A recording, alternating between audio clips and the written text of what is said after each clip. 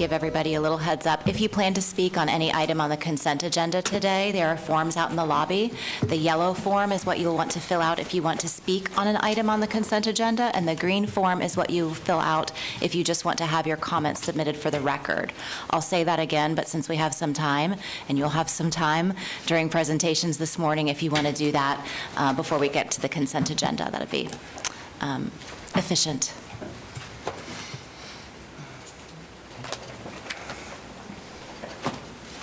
We're all about efficiency.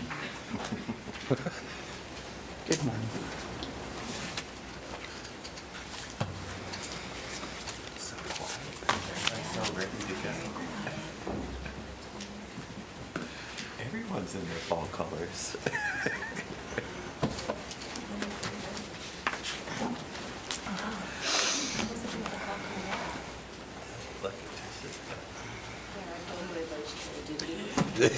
Commissioner Herr has just advised me that she has 9:02. I'm looking at the clock on the wall that appears to have just struck 9. So I'm going to go with Commissioner Herr's 9:02 and say we're starting late.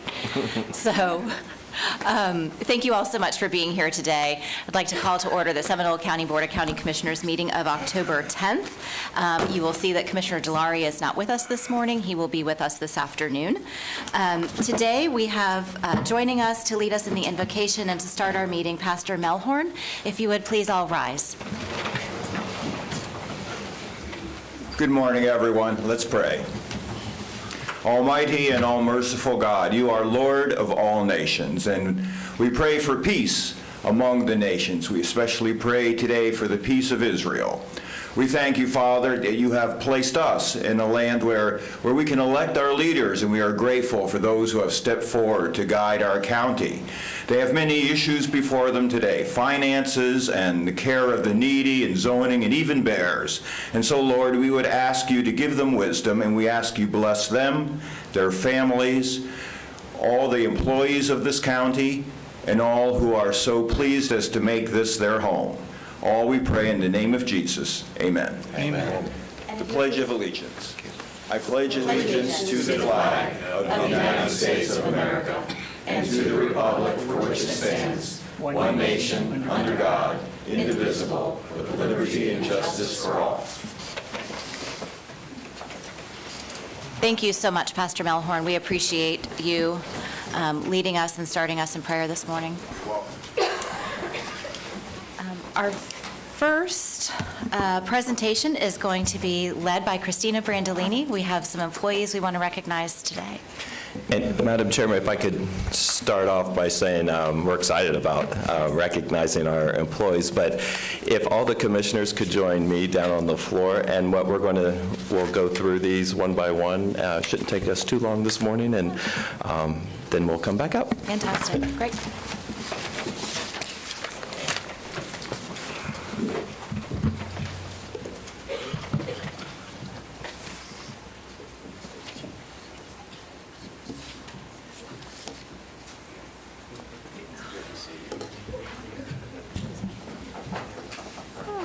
Give it to him because he'll stand here. Oh, you guys, that's, yeah.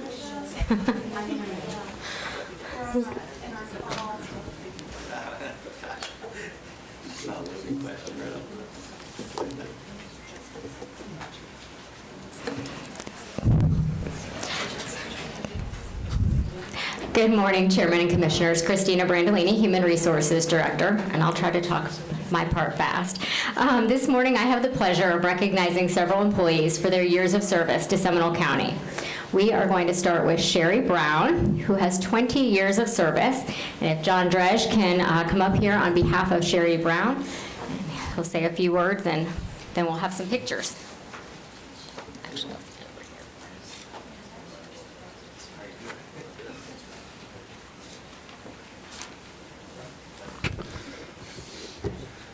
Good morning. For the record, John Sayers, Public Works Director, County Engineer. Okay, Sherry Brown is today celebrating the 20 years of services. Sherry Brown began her career with Seminole County on August 25, 2003, with the Road and Stormwater Division as a temporary staff assistant. She went from temporary status to permanent status on February 10, 2004. She was promoted to customer services representative on October 1, 2006. She eventually rose to the position of senior staff assistant on July 30th, 2015, and holds that position for a little over 7 years. Sherry developed a great working relationship throughout the county and is widely known for her friendly and helpful ways. She is always willing to go above and beyond to help a resident or fellow employee, and was essential to the operation of the Road and Stormwater Division until December of 2022, when she accepted the position of Citizen Engagement Team Supervisor with Information Services. In July of this year, Sherry became Commissioner DeLaurie Executive Assistant. Sherry, congratulations.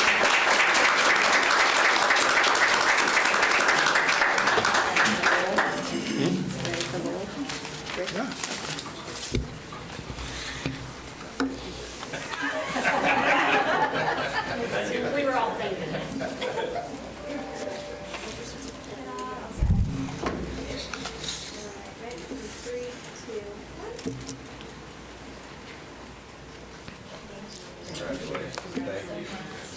Next, we have Lowell Rick Pettis, team leader with Public Works, and he has 25 years.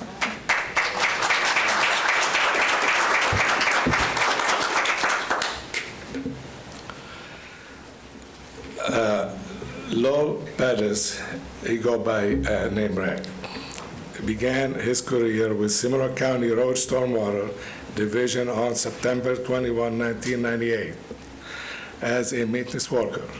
He was promoted to crew chief in 1999 and worked in multiple districts where he refined his skill in concrete work and the operation of heavy equipment. In 2017, he moved to stormwater operation as equipment operator 2 and subsequently achieved his current position of team leader in 2021. He is known for being straightforward, hardworking, and is highly skilled equipment operator and field supervisor. After Hurricane Ian, Rick and his team located a previously unknown outfall system and were able to partially restore flow, which provided relief to a number of lakefront residents. His persistence allowed them to completely unblock the system 2 days ahead of Hurricane Nicole. Congratulations, Rick.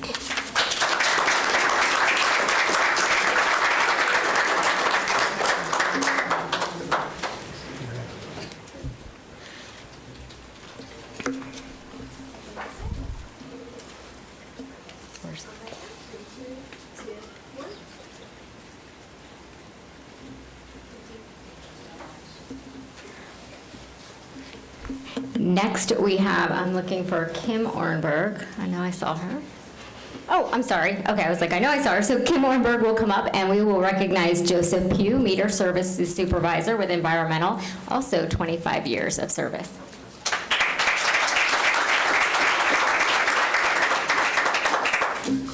So, Kim Ornberg, Seminole County Environmental Services Director, Joe started his career here on August 17th, 1998, and has worked in Environmental Services Department for 25 years, honing his experience in customer service, meter services, and team building.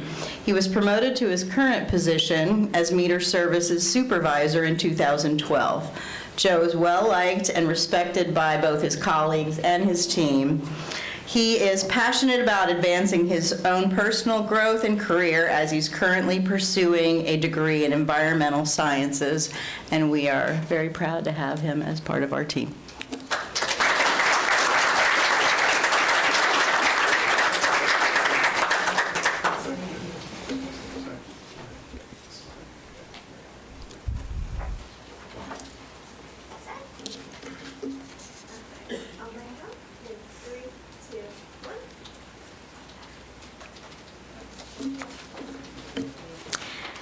Next, we have Tricia Johnson, who will be recognizing Melanie Kuntz, Assistant County Manager with 25 years of service.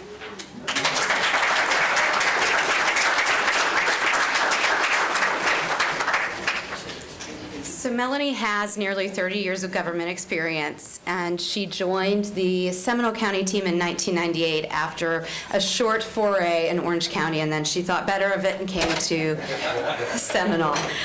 She joined the team overseeing Administrative Services Department, and then was promoted to the Support Services Division.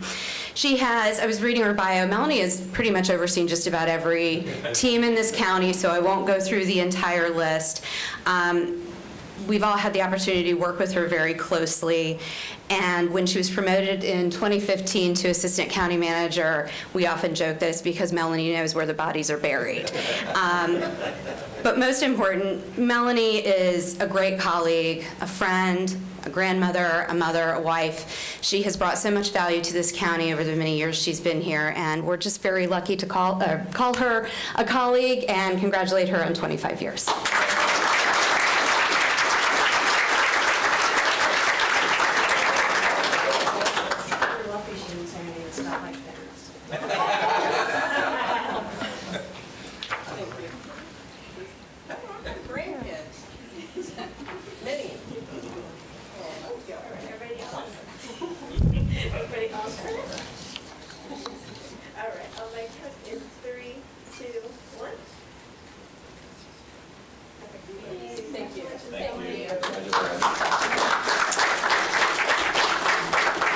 Next up, we will have James Garuzos, and he will be recognizing Melvin Barnes, GIS Program Manager 2 with 30 years of experience.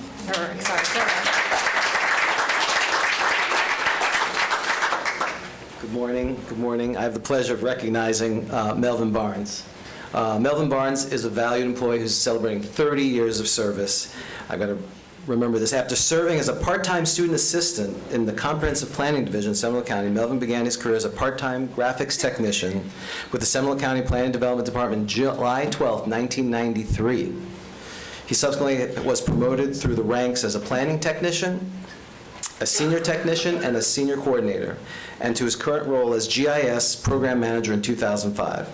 He's been instrumental in shepherding our geospatial community that we've had. We've come from individual departments having it to now we have an enterprise system that was instrumental in developing our computer-aided dispatch system. It's used all over the county, and all the automation that him and his team has done thanks to his leadership. So again, congratulations, Melvin, for 30 years.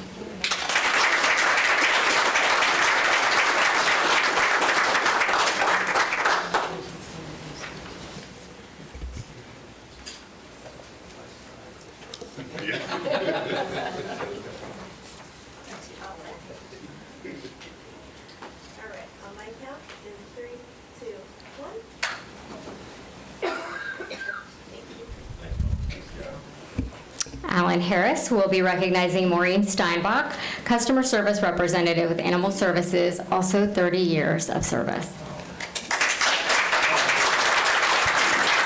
Thank you, Christina. It is my honor to introduce to you Maureen. Maureen has been with us since August 23rd, 1993. Ironically, one pay period between Carol Coleman, which will be recognized next. So they've been a great team. Maureen initially started as a dispatcher, but immediately, pretty quickly, moved to customer service. She's the person that answers the phones. She's the person that greets you when you come in the door. What I love about Maureen, I walk in the lobby sometimes and I walk in the back way sometimes, and every time I walk in the lobby, no matter what has happened, owner surrender, she's gotten a stray over the countertop, no matter what, there's a smile.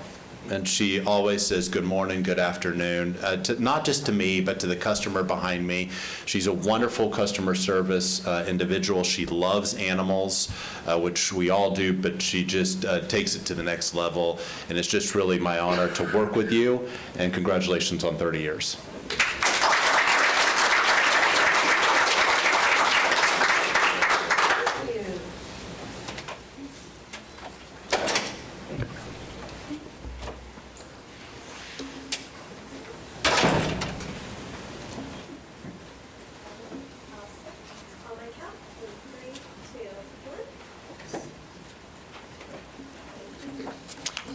Alan will also be recognizing Carol Coleman, Animal Services Administrator with 30 years of service.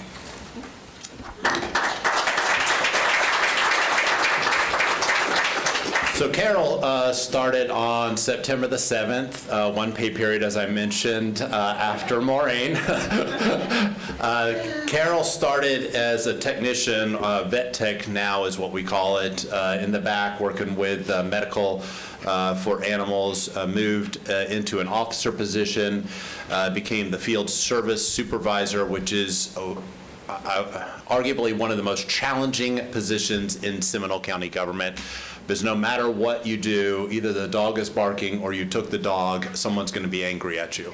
So she did that with extraordinary service and was promoted to division manager in 2016, along with me as the director. And it has been truly an honor to work hand in hand with Carol. She also loves animals. We currently have a dog that she pretty much houses in her office called Tater that looks like a big potato. It's the shelter dog, if you will, and she's just an incredible animal lover, and she's an incredible manager. So, Carol, congratulations on 30 years. It's an honor for you.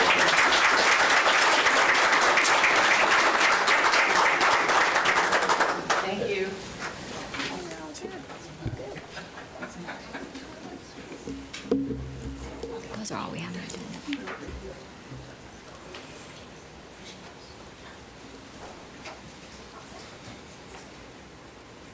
On my count in 3, 2, 1.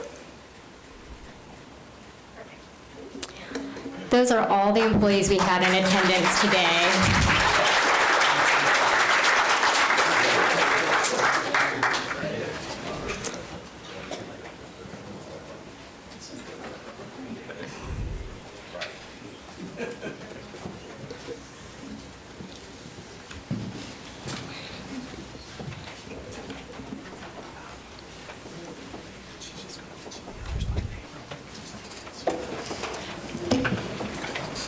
In addition to those in attendance today, we would also like to recognize David Sneed, drafting technician with Public Works with 20 years of service, Keith Johnson, network administrator with information technology with 25 years of service, and Michael Kuzak, lieutenant with the fire department, 25 years of service. And that concludes my presentation.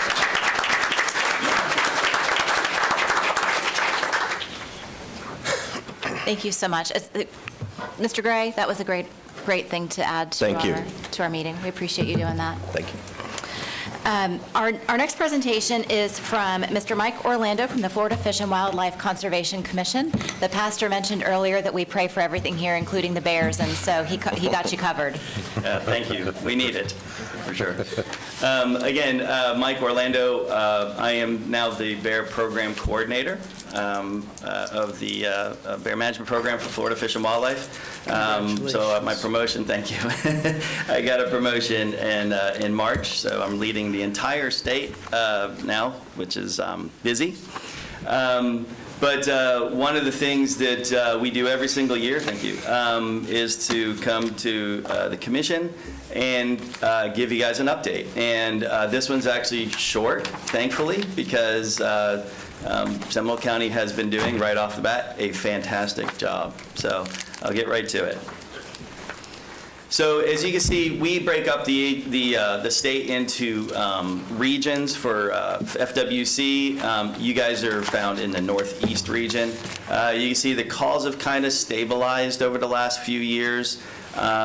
Most of our calls are general interactions. General interaction is I saw a bear walking down the road, there was a bear up a tree eating acorns or something along those lines. The next part of the highest percentage there is in garbage. And of course, that's what we've been talking about for years and years now, and we'll continue to talk about, is our garbage and bears having access to garbage. One of the things that I really want to focus on today is years ago, Seminole County used to be near the top of this graph here, this chart.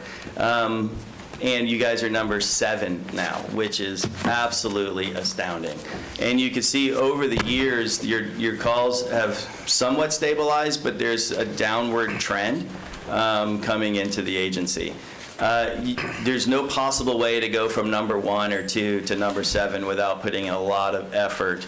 That effort comes in the form of your communities doing the right thing, keeping attractants up from bears. And again, I talk about bears, but we're talking about all wild animals here, whether it's raccoons, bears, coyotes, foxes. All these other animals benefit from keeping attractants secured. You can see Seminole County is really far down the list, and you guys are doing such a good job. I can't thank you enough. In Seminole County, general interaction, again, is the highest thing that we have going on. In garbage, really, 64 calls coming in to the agency in 2022, not a huge, number. Some people forget to put their garbage in their garage or forget to lock their can, and that happens. We're human. But if you notice, going on down the list, everything is manageable, and FWC is being very responsive to the issues happening here in Seminole County. So this is over the last 3 years. You can see the calls are coming in from the usual places. The ordinance area obviously has the most bears, because that's right up against the Wekiwa Basin, and that's where most of the bears are. If you look at just the last year, we break our calls from core complaints and non-core complaints. A non-core complaint is exactly the bear in a tree, walking down the yard. A core complaint is a bear getting into my garbage, went into my garage, or something a little bit more serious, as in try to attempt to get into my house or something along those lines. And those are actionable things when we send out somebody to go and do site visits or so on and so forth. So some of the ongoing topics. That being said, you guys are doing such a good job. Of course, I have to throw in something that we could focus on in the future. But there are still a few businesses that aren't following the ordinance. And of course, we have our Florida Administrative Code, the rule that states intentionally or unintentionally feeding bears is illegal. So our officers are paying attention to those places as well. But sometimes it does help when the county does, help us out, and we do work together and have on many occasions to try to get some of the businesses to start getting their bear-resistant dumpsters out there.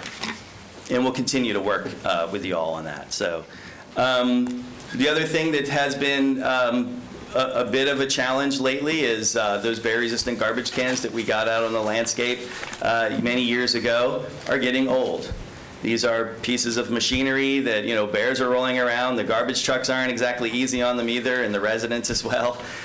So these things are getting old, so I wanted to throw it out there, put it in the discussion that, there might be a time when we have a discussion about getting new cans, as well as replacing some of the old cans. And I know that there's lots of work on how we get money for that, how it's distributed and all that. But I definitely wanted to let you guys know that we're here to try to navigate that with you. There has been some discussion about restarting that program that we use to actually get those cans from the legislative budget request that we asked for years ago, and it stopped. I don't have an answer if that's going to happen or not, but we are discussing it again. Literally had a meeting yesterday about starting that program up again. But that involves the legislature, and I don't have any say over what they do. Neither do we. Yeah. So we do have currently a high number of females with cubs, more than we've seen in a really long time, just sort of lingering in communities. So one of the things that I wanted to say to the folks who are watching, actually, is if you do have females with cubs that are just kind of hanging out in these communities, let us know about it. We are not going to come out there and kill her or do anything else, but if we can do something between doing nothing and having to euthanize that bear because she did something bad, we would like to step in the middle. So don't be afraid to call the agency. We have many ways of hazing them, maybe trapping and hazing and releasing on site, or if we could catch the whole family group, or doing nothing but teaching the folks around the community to actually, chase them off themselves, that sort of thing. We don't want these bears to be comfortable in these communities. We know that they're going to be there. They walk through. It's not unusual to have bears in these communities, and lots of people like that fact about Seminole County, but we don't want them to get too comfortable around people. We did have one incident in one of the communities where a person was knocked down by a bear, and we did investigate and work with the community on figuring that all out. And then we did have a female bear that I'm assuming most of you guys have heard about in the news that was shot and killed, and we did an investigation and followed through on our end. And that's it. Any questions for Mr. Orlando? Commissioner Herr and then Commissioner Constantine.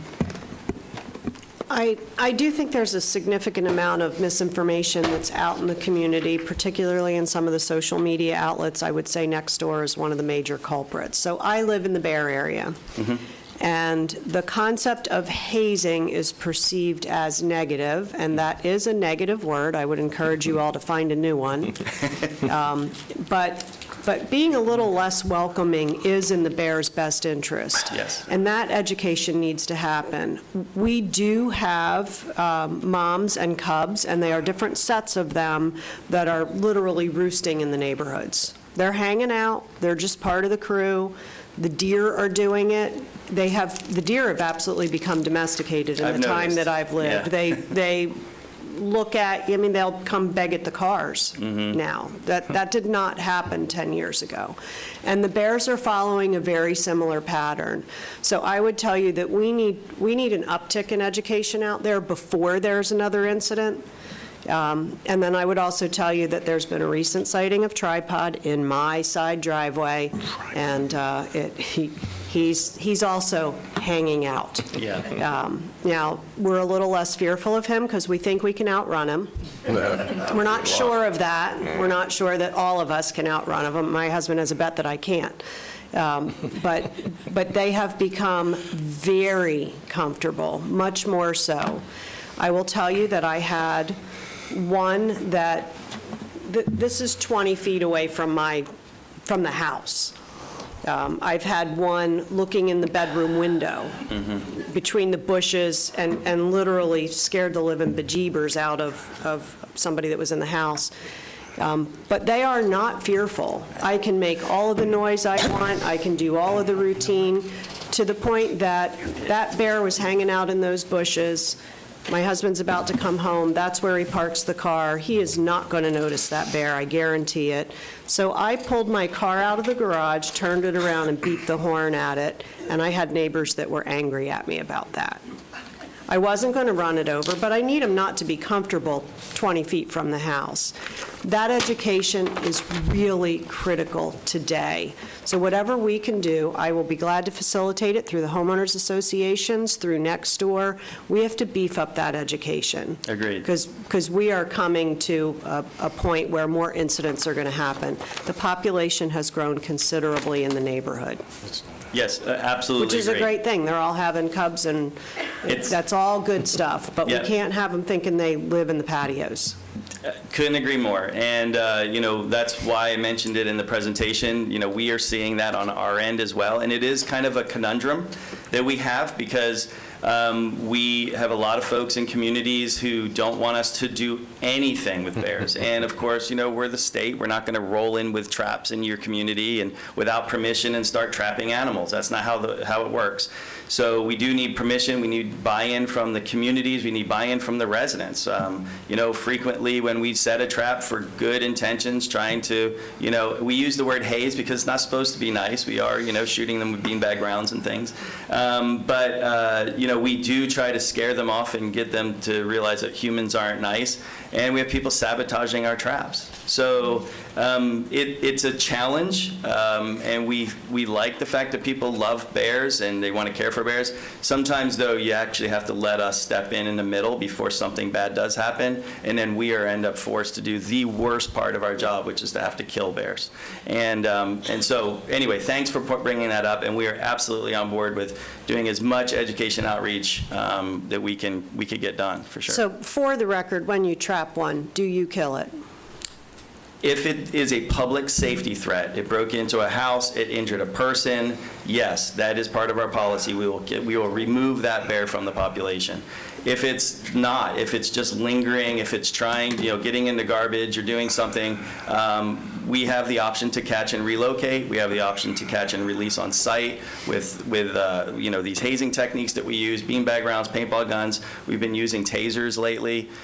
So there's lots of in between, especially if something's happening where, let's say, a bear is getting into an outside refrigerator or something like that. We've been using electric unwelcome mats where you put them out in front of the refrigerator, and the bear walks up to the refrigerator, steps on this electric fence essentially that's on the ground. It shocks their paws and they run away, and they just don't come back, because who wants that, So we've been trying to deploy all these techniques to prevent things from happening. But you're absolutely right. Allowing them to be really comfortable in the neighborhood sets us up for failure. We need to make sure that bears are not comfortable around people. So I would just tell you that I don't want them to be comfortable in the neighborhood. That was the start of this. But the thought of you tasing one freaks me out. I'm going to be a little less likely to call. And so I would just say that we may want to rethink the notion of how this is communicated and what it is we're doing.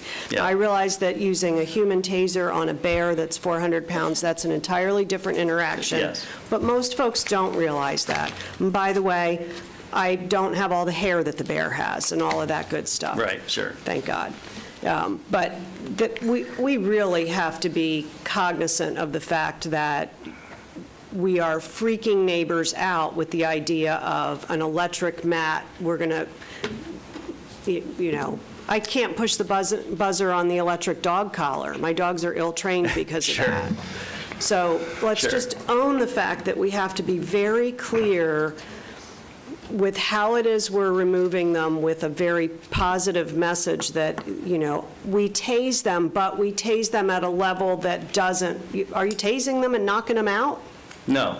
No, Okay, so they get that up has and to run be in really the fast. sentence. Yeah, sure. I mean, these are techniques that we use that are not intended to hurt these animals long term, for sure. I mean, that's not the purpose of what we do. So, but we do have to actually do something strong enough that they remember that people are not nice, right? And I would imagine if anybody in here gets tased, you're going to remember that for a really long time. Shooting with beanbag rounds, also, that's these are things that we're doing to make sure the bears understand that people are not nice. We don't want them to think that we're friends. People can see them in the neighborhoods. We want people to appreciate bears in their neighborhoods. Sometimes maybe the first time they've ever seen a bear. We want them to appreciate that, but we have to make sure that they're respecting the boundaries, that they are wild animals in the end. Thank you. Commissioner Constantine. Thank you. And Mike, thank you for your persistence, because we've been working on this together for a long time, since 2013, and worked very hard to get this the first urban bear ordinance in the state of Florida. And since that time, because of our success, so many other communities have gone, have gone and adopted it and worked. Couple of things, though, in your presentation, and I've recognized this through a number of the individuals and homeowners associations that have contacted me. When our bear cans ran out, we had still 1,000 requests, and including that, we had a number of cans, and as you've pointed out, that are getting old. They're used, they get on those machines. Folks, it's they have an expiration date. Absolutely. And so everything that you can do from the FWC's place to revitalize, and I'm sure it's happening in the other communities that have done this, but revitalize that bear can grant program. I appreciate it. I also talked to the county manager, and I know that he might want to talk about that, but that they're looking at reinstituting that program from our side of the spectrum, because as Commissioner Herr pointed out, she lives in the Bear area. Well, we live in their neighborhood. They don't live in ours, we live in theirs. We moved those homes in there many years ago, and folks, the education program has worked, but it needs to be continual. Right. And I just have to say that, as we live in their neighborhood, they start feeling more comfortable, they'll move. I live about a half a mile away, maybe a little bit more from I-4. Neighbors, they go by my house in boats, came by the other day and showed me a picture of a bear that was less than 30 feet from me, and I didn't even know that. I was up on the deck, and he was down in the sand rolling around. For whatever reason, enjoying himself, went back in the woods, because I have woods right next to me, went back in the woods immediately. So, we do have to make them appreciate fear, if you will, human contact, because it's in their best interest. Right. But at the same time, we have to respect the fact that, that we're the ones that are causing the attraction with the food, the bird seed, and all those other things. And we need to continue that education process and continue to get bear cans into their hands. One thing I did hear, and it was, I think, suggested by a county up north because of their bear population starting to grow in Franklin County and others. And we've been contacted by Franklin County Commissioner, by the way, who's asking how we did our program just recently because they want to institute it. Oh, They're that's great talking news. about it. But they were also, some others were talking about a hunt. Clearly, this commission has been opposed in the past to starting the hunt again, and because we feel we can do other things without having to go and do the worst case scenario. So, what's the status on that with FWC? Right. So I can tell you that at this time, FWC is not discussing a bear hunt, at least at my level. So, just so everybody knows, we are the fishing and hunting agency for the state, so we do talk about hunting things, obviously. We do not have any discussions currently going on about bear hunting. There are, but people are allowed to discuss whether or not we should have a hunting season in the future. Our commissioners are the ones who make that decision if we open a bear season in the future. What I can tell you, though, is if we were to ever start another bear hunt, we would do it with the purpose, the only purpose essentially, is to reduce population growth. We would not start a hunt to expect that that's going to fix our conflict problems. Places like Pennsylvania, North Carolina, they have large populations of bears, and they hunt bears, and they still have conflicts. And they still allow people to feed bears. And they still allow people to feed bears, and yes, exactly. So if there is ever a discussion about bear hunting, it would likely come in the form of trying to reduce population growth.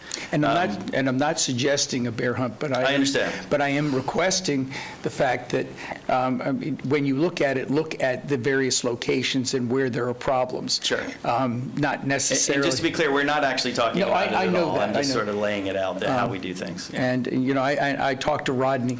Commissioner Barrera the other day about that, and I just, obviously it's not something that I want, but if there's a problem somewhere else, that doesn't mean that we have to have it here either. That's Sure. another thing. But again, whatever you can do to reconstitute your program with bear cans and grants, I think, I know for one, and I think all of us would probably agree that was a great program, and we would love to be able to be I would like it part back of it as well. Thank you very Yes. much again, Mike, for everything you do. No problem. Commissioner Zembauer? Thank you. Mike, what I didn't see in here is population growth of the species. Can you speak to us a little bit about that, what the trend has been with the population? Sure. So we do demographic studies around the state. Recently, our last demographic study was in Apalachicola, and we found that it's roughly around 12% growth up there. We're currently doing a demographic study down in Big Cypress, so I don't have those numbers for you because we're literally at the tail end of that. But the Ocala population, which you guys are in, our population growth is somewhere just above 2%. So it actually is growing slower than the rest of the state, mostly because it's full. We have a lot of bears here. And so as you have more bears, your population growth rate starts to slow down. And if you have room to expand, obviously your population growth rate is going to be high, right? Because you're filling all those unoccupied areas. So, I mean, in a nutshell, that's where our population growth is. Now, statewide, I couldn't tell you because it's an additive of all those things. Yeah, I was more interested in our general area. 2%. So is the agency having any discussion with any of our sistering states that historically were in the bear habitat that no longer have bears? Alabama, by example, certain parts of Mississippi. There are no black bears there. There that are is the a few. historic Yes. range of the black bear. So has there been any discussion, instead of euthanizing when necessary, to relocate these to these very rural and remote areas where they would not be in danger of humans or even themselves putting themselves in danger? That's a really easy question. The other states don't want our bears. They don't like Florida bears? No, I mean, it is, we do have to respect the boundaries of the state, but we have basically all the states, we're a part of AFWA and CAFWA. These are, big, all the states communicate about things across their borders, which is extremely important. But they have their own programs, and basically, I mean, we don't want bears from Georgia, we don't want bears from Louisiana. So yeah, we all basically are sticking within our borders on our bear population strategies. Gotcha. Yeah. Well, an observation I have, and I've probably arguably spent more time in the wilderness than anybody here because I am a hunter. And I will tell you, my latest encounter was with a grizzly in Montana. We don't have those here, by the way. No, thank goodness. And who decided to help himself to my bedroom at about 2 o'clock in the morning. And anybody that has spent any time in the wilderness would understand that bears are naturally curious. Sure. I have been sitting in a tree stand and had a black bear climb up the tree, literally 5 feet from me, look at me, trying to figure out what I am, and as soon as I move or make a scat, they're gone. Yeah. The problem here is we have a lot of residents that want to see them. This is great. We want to see the bears. And their friends come from out of town. Hey, we have bears here. Let's drop a little something in the backyard. You'll get to see the bear tomorrow morning. Until we address that issue, we're going to continue to see bear-human interactions, bear-pet interactions, which are unfortunate. With the dog food and cat food, people leave outside. Right. It's a natural attraction. And I just wonder, and I know it's a hard and difficult issue to try to police without a neighbor calling and saying, hey, Bob's feeding the bear, or, Mrs. Smith's leaving her cat and dog food outside. Right. I think we're going to continue to see this, regardless of bear trash cans, regardless of other things. And even that, the natural curiosity of a bear is to check out what little noise it is or what's happening, so they go out and they poke around. But typically, as soon as they see a human, any movement, they scat. But now they don't, because people want to see them, because they're beautiful, and I agree, they're a beautiful animal. So I don't know that we're going to fix this problem completely. I do like the electric doormat, issue.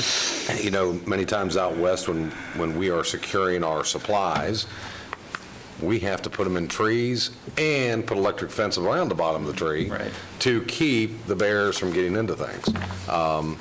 And I think that's going to continue to be, as we barbecue outside, the aroma of everybody having their summer barbecues and the kids' party around the pool, it's going to continue to happen. We all have to be honest, that's going to happen. And so, to Commissioner Herr's point, I think anything the agency can do to assure the public that humane treatment of persuading bears to stay away would be a good endeavor for the agency to go down that road. The average person doesn't understand electric fences or electric doormats. They think you're send them to an electric chair. Right.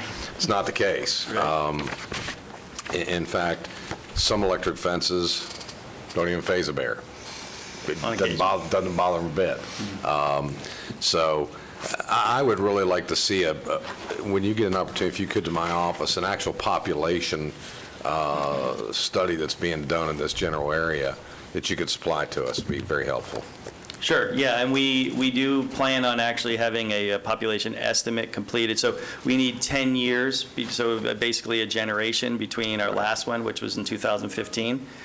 So by 2025, somewhere in there, we would be doing this population again, but I could certainly provide everything we have for you. Great. So. And one final note, I would also tell you your map of sightings and locations.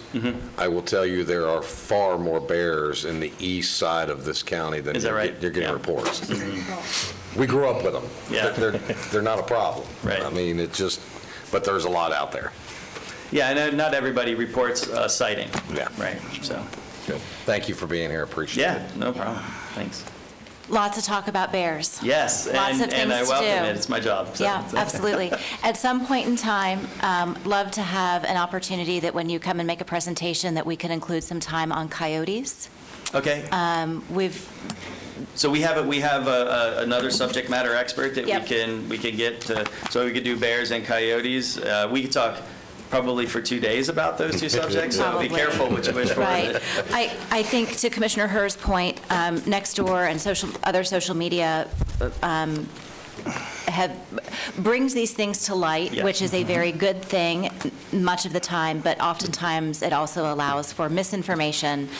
And so anything that we can do also on the coyote front to help us spread the word would be helpful as well. So we appreciate you so much. Chairman, I would add bobcats to that list, And bobcats, since they roam Okay. down, they're very active. alligators, venomous snakes. And I will say to Commissioner Zimbauer, I actually think I live in the wilderness by these descriptions. You need to come spend an afternoon with me. I've been in a tree stand.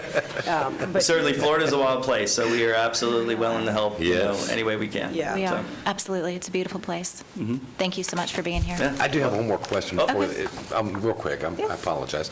Invasive species, are we having any concern right here in Seminole that you're aware of with any particular invasive species? Yeah, so to be clear, it's not my program. Understood. There's another program, but we do have things that pop up. In fact, just not too long ago, I believe it was in Volusia, but we did have an African porcupine that was just like running around. It was hit by a car, but yes, so on occasion we'll have things like tegus, and every once in a while we'll have like the random iguana or, some snake that might have actually been recently released. But this far north, we don't have a population like the Everglades python issue that we have going on. But things like tegus and other reptiles, they are moving north, and we're trying to keep a handle on that. So right So we're now, all we don't have- Googling tegu. Sorry. Right? Tegu is basically just like a monitor lizard. It Right. looks like It's a big ugly lizard. yeah, it's a lizard, basically. But we're not having any significant, To my knowledge, Issue. as far as animals, I think we're okay. As far as plants, that's a whole Right, different understood. situation.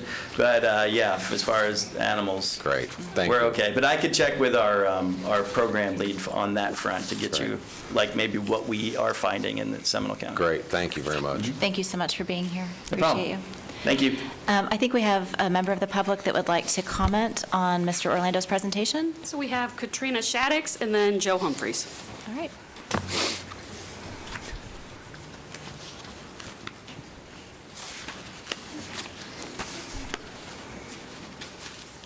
And typically, we don't have public comment on presentations, so I haven't even read our public comment statement, but you're a veteran, Ms. Shattuck, so just be nice, and then we'll be good. Katrina Shattuck, Executive Director, Bear Warriors United, 1011 Seneca Oak Trail, Geneva, Florida, 32732. Commissioner Herr, I will let you know that Mike Orlando personally called me about 2-3 years ago and asked me if I was going to be okay with them tasing bears. Awesome. So. And what'd you say? So was that a yes? I did say yeah, as long as it doesn't give them a heart attack, and as long as they tested it on themselves, which they did. So we're good there. If it's something that I approve on the bears, you know, that's a good indication that it's not cruel, unusually cruel. Oh, sure, yeah. Also, Commissioner Zimbauer, you did say there are more bears on the east side that are not reported, and we have a little bit less development going on and a little bit more woods on there, so we're not going to see them as much as the neighborhoods on the west side that have constant construction and deforestation. Also, a lot of people were upset that a mother bear and cubs were going to be killed or were killed, and so they are hesitant to call to complain. And but the east side is doing a very good job of peacefully coexisting, and I've given out over 4,000 free bear straps to the east side and another 4,000 on the west side. So those numbers are going down because our residents are taking that step to retrofit their trash cans with these steps. And social media plays a great part. As soon as someone sees a bear, we have a lot of new people here. A lot of them don't know we have bears, which is unfortunate. But as soon as they complain about a bear, you've got about 20 people jumping on them on social media saying you need to secure your trash, you need to keep your garage doors down. So we're doing good in Seminole County. We have a great handle on our bear situation. We have more people that want to peacefully coexist than want them killed or relocated. And we have to keep in mind, we need to get our people to peacefully coexist. Relocating bears is sometimes a death sentence. If they get relocated to the Ocala Forest, when they try to make it back, they get killed by cars. Over 200 bears are killed every year in the state of Florida by cars. Those are just the ones that we know of. And there's also huge poaching rings in Ocala National Forest and the Appalachia State National Forest. So a lot of hunters just wait for these relocated bears to be dropped off, and they pick them off, and it's not a pleasant thing. So we want to peacefully coexist, not relocate. Relocating is not the answer. And we want their resources, FWC's resources, to be used on other things, like catching people who illegally kill bears. And, okay, so recently, I don't know if y'all have seen on the news, there's been, this time of year, well, can I get that other 3 minutes and some, thanks. We've had some really good coverage by our news stations. They're not doing any sensationalizing. They're actually helping people secure their trash, giving tips, because this part of the year is hyperphagia. So we have bears eating 20,000 calories a day instead of 5. And a lot of people don't know if pregnant mother bears don't consume enough calories, they will miscarry their babies. So, you know, we would love, love, love in a perfect world for these bears to stay in the woods and eat their natural food sources. And the way that we do that is, one, by securing trash and not attracting them, but we in Seminole County and many other counties are making Mike's job a lot harder because we are committing horrible acts of deforestation. We're putting houses and driveways and roads where the bears used to live. So they're getting, you know, hit from all angles and all levels. So if we're going to keep allowing the development to happen, we must require that developers provide bear-proof trash cans. They're creating this problem. They should be part of the responsibility of peacefully coexisting. And just yesterday, West 2 News, we were out at a neighborhood on Celery Avenue, and a lady had unsecured trash. I'll have pictures of it. Not only was it trash can with no lid, she also had separate bags of trash out. And this was in a new development, backs up to the woods, and they had more developed going in across the street and a quarter of a mile down the road. So the bears are going to be pushed out into these neighborhoods where we're going to see more of them. There's not necessarily more bears, there's just less shelter for them to stay in, so they're going to be more in view. And also, you know, when the state gave FWC money years ago to get these trash cans, that was great. That was sort of supposed to be a starter's kit for counties, and then counties were supposed to take this over. So if we could have buy-in from the county and not depend on the state for this money, that would be really good, because we have a lot of residents, like this one yesterday with the unsecured trash. My straps can't help them. They have to have a decent trash can to put the straps on. And if you see on the paper that I gave you, there was someone that wrote me. They live on the east side. They have bears in their neighborhoods, and they've been using the bear straps. And last week, they were left a note from Waste Pro asking them to keep the can unlocked. And then her husband called Waste Pro and was told that this neighborhood is not approved to use bear straps. So, you know, we need to get a little something going on with Waste Pro. I don't know if it can be included in the county contract that the unstrap the snaps, and that's included. But we're getting a lot of roadblocks here for people wanting to do the right thing. So I think I would love to help you out with this. And just quick thing, we put out over 200 of these signs. This is the FWC sign. It sort of tells people you're going to get a ticket if you don't secure your trash. And then my sign says, here's how you don't get a ticket. Here's the problem, here's the solution. This has helped. We've gotten over 100,000 people, you know, exposed to this and asking for straps. So we're doing a good job. Thank you, And I Ms. want to help Shaddix. any way I can. And we want to thank Mike for all the good work they do, too. Great. All right, thank you. Thank you so much. Jill Mr. Humphreys? Mr. Chair, Madam Chair. Yes, yes. I have a question about something that Ms. Shaddix said to Mike Orlando. Okay.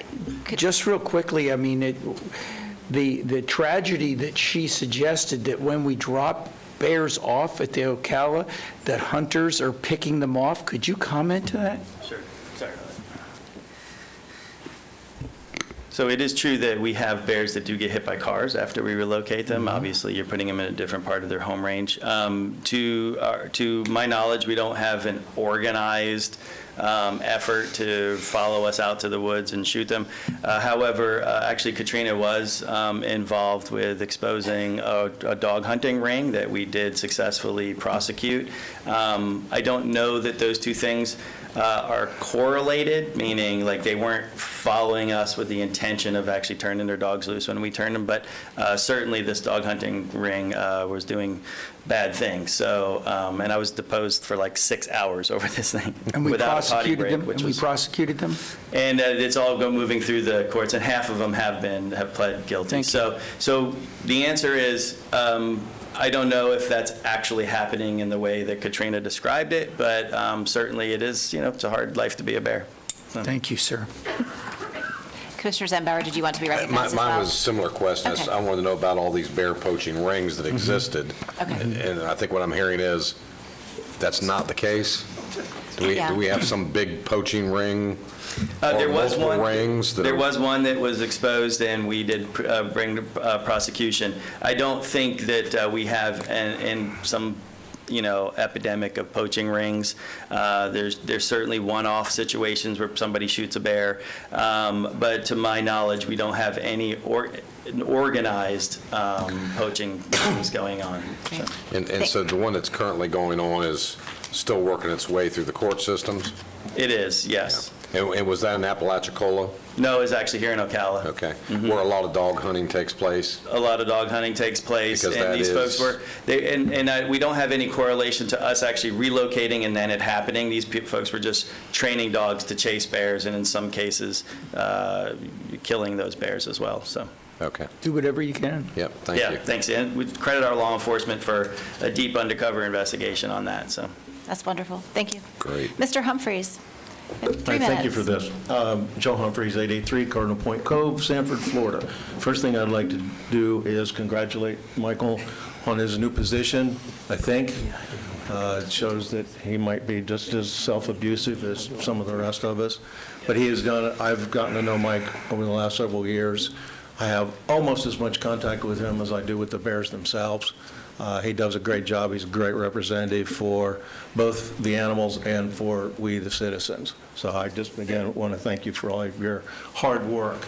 It's not an easy job because, as a number of you pointed out today, yeah, misinformation, disinformation, whatever it is, it's there. We have bears. I have bears in my neighborhood. This past week, 3, probably 4 nights out of the week. And as, again, has been pointed out, we have people that, oh, I go to the bear preserve, I didn't see any bears, so then they come over to my house so they actually can see some. So, and again, the problem is, and when I first moved down to my community several years ago, and I had a very, very large, hungry boar about this time of the year that needed to eat. He spent the day in one of my oak trees. I told all the neighbors, do not come out, do not make this a photo op, but of course, nobody listened to me. And yes, we do, as they, just like with the deers, all the other animals, as they come closer and closer to us and they don't get shot, then they go, well, it must be okay to go there. And that's the problem. As one of my FWC friends told me several years ago, we don't have a bear problem, we have people problems. Same way with the trash cans. I can tell you for a fact that in my neighborhood, we had problems for a while. When we started, when the majority of our neighbors went to the bear-proof cans, guess what? It tailed off tremendously. We've had a couple of events, a couple of them strictly because they forgot to latch the can. Where we ran into problems several years ago, as a number of you participated in, the development community came in, is building. They have lots of dumpsters. We know they have lots of friends from the south that are building, and they would leave their food in the dumpsters, which is not a good thing. Our friends at Lennar finally came out and did the right thing, got covered dumpsters, got the bear-proof individual cans, but again, the problem is, like as I had last week, while I was at the Wildlife Summit, my neighbor putting on a new roof has a dumpster in the driveway. I look at my cameras, oh gee, guess what? There's a bear in the dumpster. My neighbors know better. Well, guess what? But the people doing his roof didn't. And when I talked to the dumpster people, when I talked to the contractors, they said, gee, we didn't know.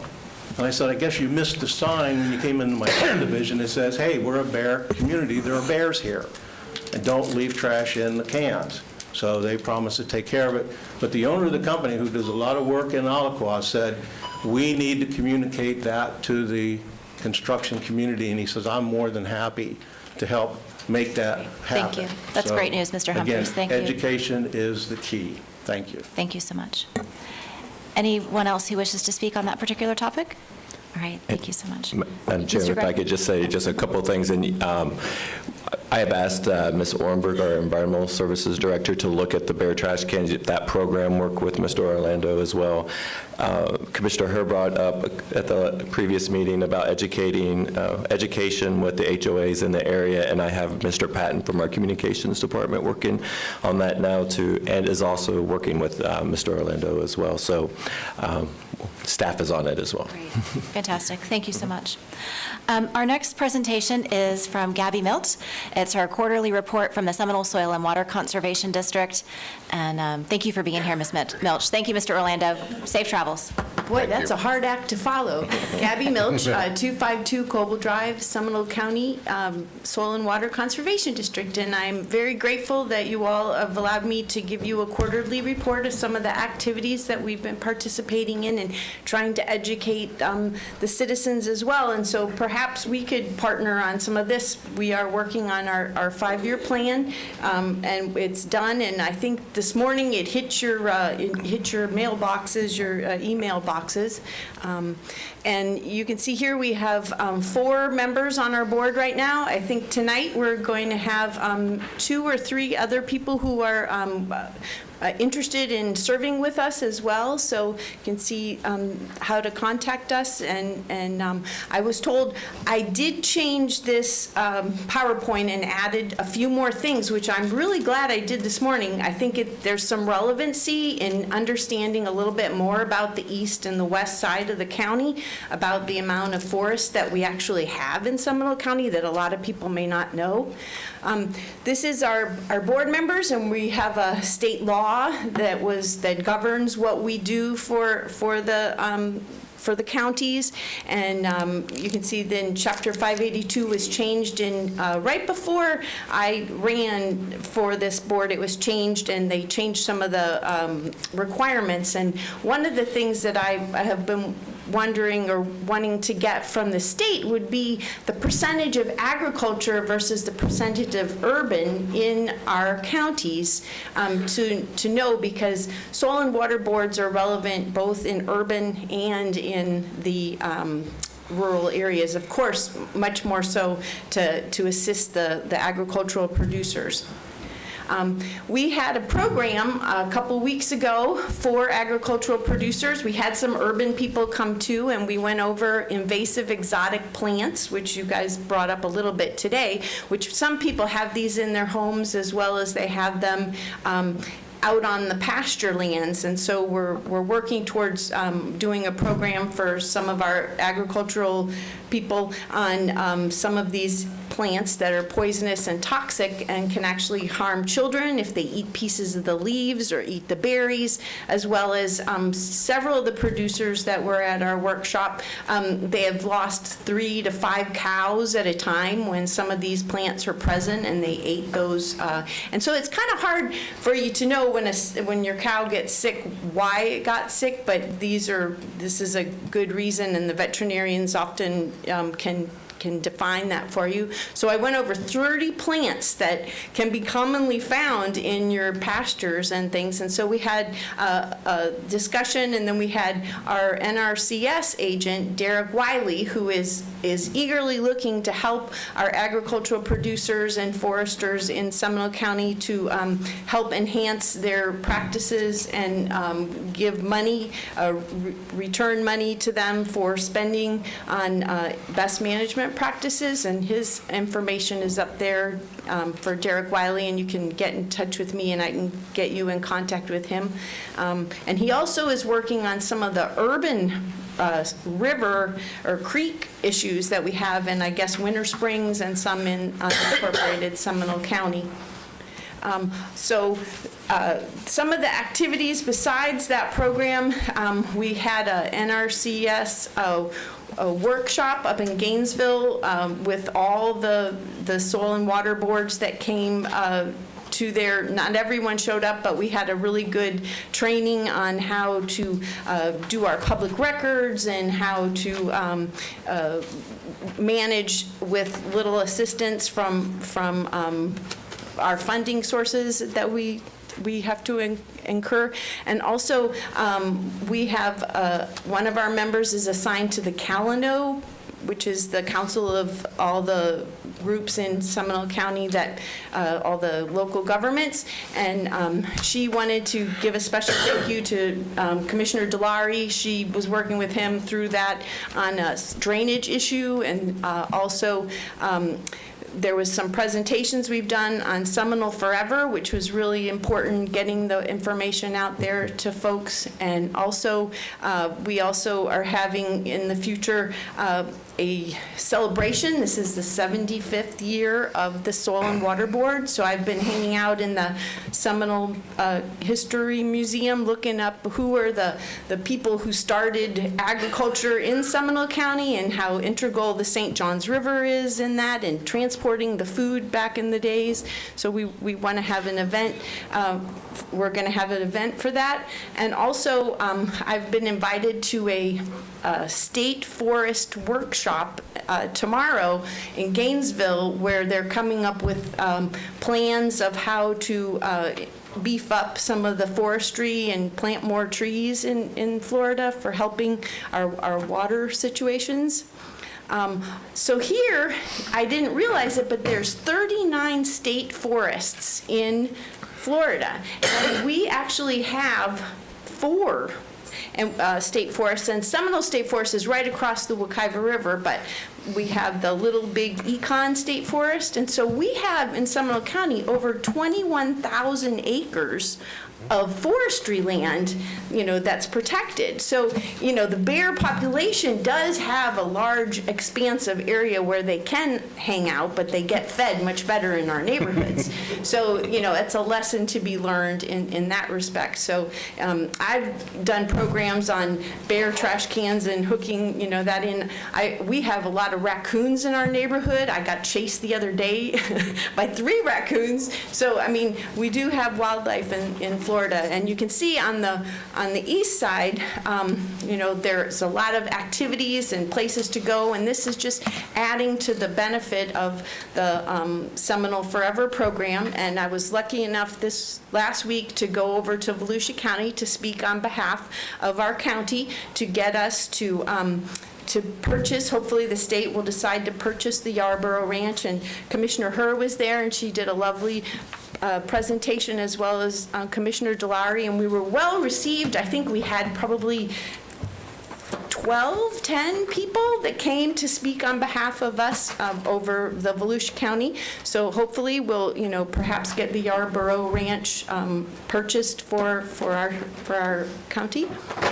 And also, so this is the invitation. We're going to be sending out some invitations, putting in the newspaper. It's going to be kind of an open, kind of low-key 75th anniversary, and we're going to have a historic timeline presentation and hopefully some speakers, and try to honor some past Soil and Water Board member, perhaps from the 70s, 80s or so, and have them say what it was like back then to compare to what it is today. So you all are invited, and the public's invited, and hopefully it'll be a nice evening. We'll have some cake, 3 to 5, and low-key.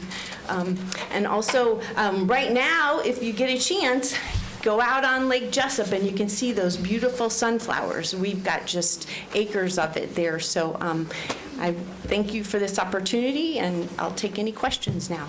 Any questions for Ms. Milch? No. So, Ms. Milch, the open seat that you have on Seminole Soil and Water Board, that is a seat where the person would be elected, right? They would run for office, and it's an elected position? We can appoint them. It is an elected position. So when Pat vacated the seat, so it's open now, and so we can appoint someone until that term is up, and then they would run again. Oh, okay. I didn't know that. That's great. That's fantastic. So you're putting out. Are you putting out the all call for anyone who would be interested in joining you, and knowing that they would then, if they wanted to stay, they would have to. They would have the opportunity to run for office. Right, absolutely. And we're looking to encourage people from the Geneva area, Tuliota, Black Hammock, people to get more involved and really work on, with the 5-year plan that we have, that, they'll be a little bit easier to do some of the outreach to get people more involved. So we really do need the agricultural producers in Seminole County to help us out and step forward on that. And but we do have a lot of urban issues as well. All right, wonderful. Thank you so much. Glad that you were able to be here, and I know our entire team that's been able to work with you over the last several months has really enjoyed it and is very grateful for the expertise that you're bringing to the table. So thank you. Thank you very much. Absolutely. Thank you. Any public comment on Ms. Milch's water report? I figured out how to ask. Moving on to the consent agenda, and wanted to go ahead and read the comments for public participation. Pursuant to Florida law, the public has a right to be heard on all propositions except when the Board of County Commissioners is acting on ministerial or emergency matters or conducting a meeting exempt from Section 286.011 Florida statutes. Public comment time on propositions shall be 3 minutes for individuals and 6 minutes for group representatives. The right to be heard during quasi-judicial hearings is governed by Florida law. The public will be provided the opportunity to be heard on non-agenda item matters at the end of the meeting. Proper decorum will be observed. In accordance with the operating policies and procedures of Seminole County Board of County Commissioners, Section 2.175, Public Participation Before the Board, all public comments shall avoid personal attacks, abusive language, and redundancy. Disrespectful, rude, irrelevant, or slanderous remarks or disruptive behavior may subject the individual to removal from the board chambers, and the chairman may curtail repetitious comments. We have a couple of things that we wanted to point out on the consent agenda. Item number 17A is an addition to the agenda, and although it is not on this morning's agenda, item number 30, we just want to let anyone know that that item this afternoon is going to be postponed and re-advertised. So anyone who might be watching at home thinking you're going to come down this afternoon, I'm going to save you a trip and say that that is going to be postponed. Mr. Gray, any modifications other than that? You did it perfect. Thank you. So we have the county manager's consent agenda, which is items 4 through 23 with the addition of 17A. Is there Motion to move to approve 4 through 23 with the addition of 17A and item 24, which is the constitutional's consent. All right, there's a motion. Is there a second? There's a second. Motion by Commissioner Zembauer, second by Commissioner Herr. Any discussion? All those in favor say aye. Aye. Any opposed? Motion passes unanimously. Moving to our regular consent agenda, item number 25, which is being presented by Mr. Harris.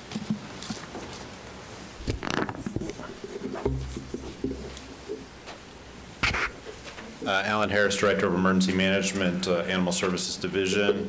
Thank you. With me, Desiree Elliott, Assistant County Manager, in case there's any legal type questions. It's helped us with this, as well as Carol Coleman, the Division Manager for Animal Services. Today, we bring forward to you an animal abuse or animal cruelty registry database. The development of this database will help move the needle, if you will, to prevent animal cruelty here in Seminole County. The design will be working with the clerk of the court, which I want to thank Grant. We've had multiple conversations about this already, but it will be to produce a database that will be available on the website for any shelter, rescue, any other organization in Seminole County which adopts out animals. They'll be able to cross-reference individuals that potentially will adopt an animal or want to adopt an animal from that facility with those that have been gone through the court system and been found to be guilty of animal cruelty. As you may remember, actually, Commissioner Delary had requested that staff look at this in early 2023. At the same time, there was a Senate bill that was created, Senate Bill 932, which would have created a statewide animal cruelty registry.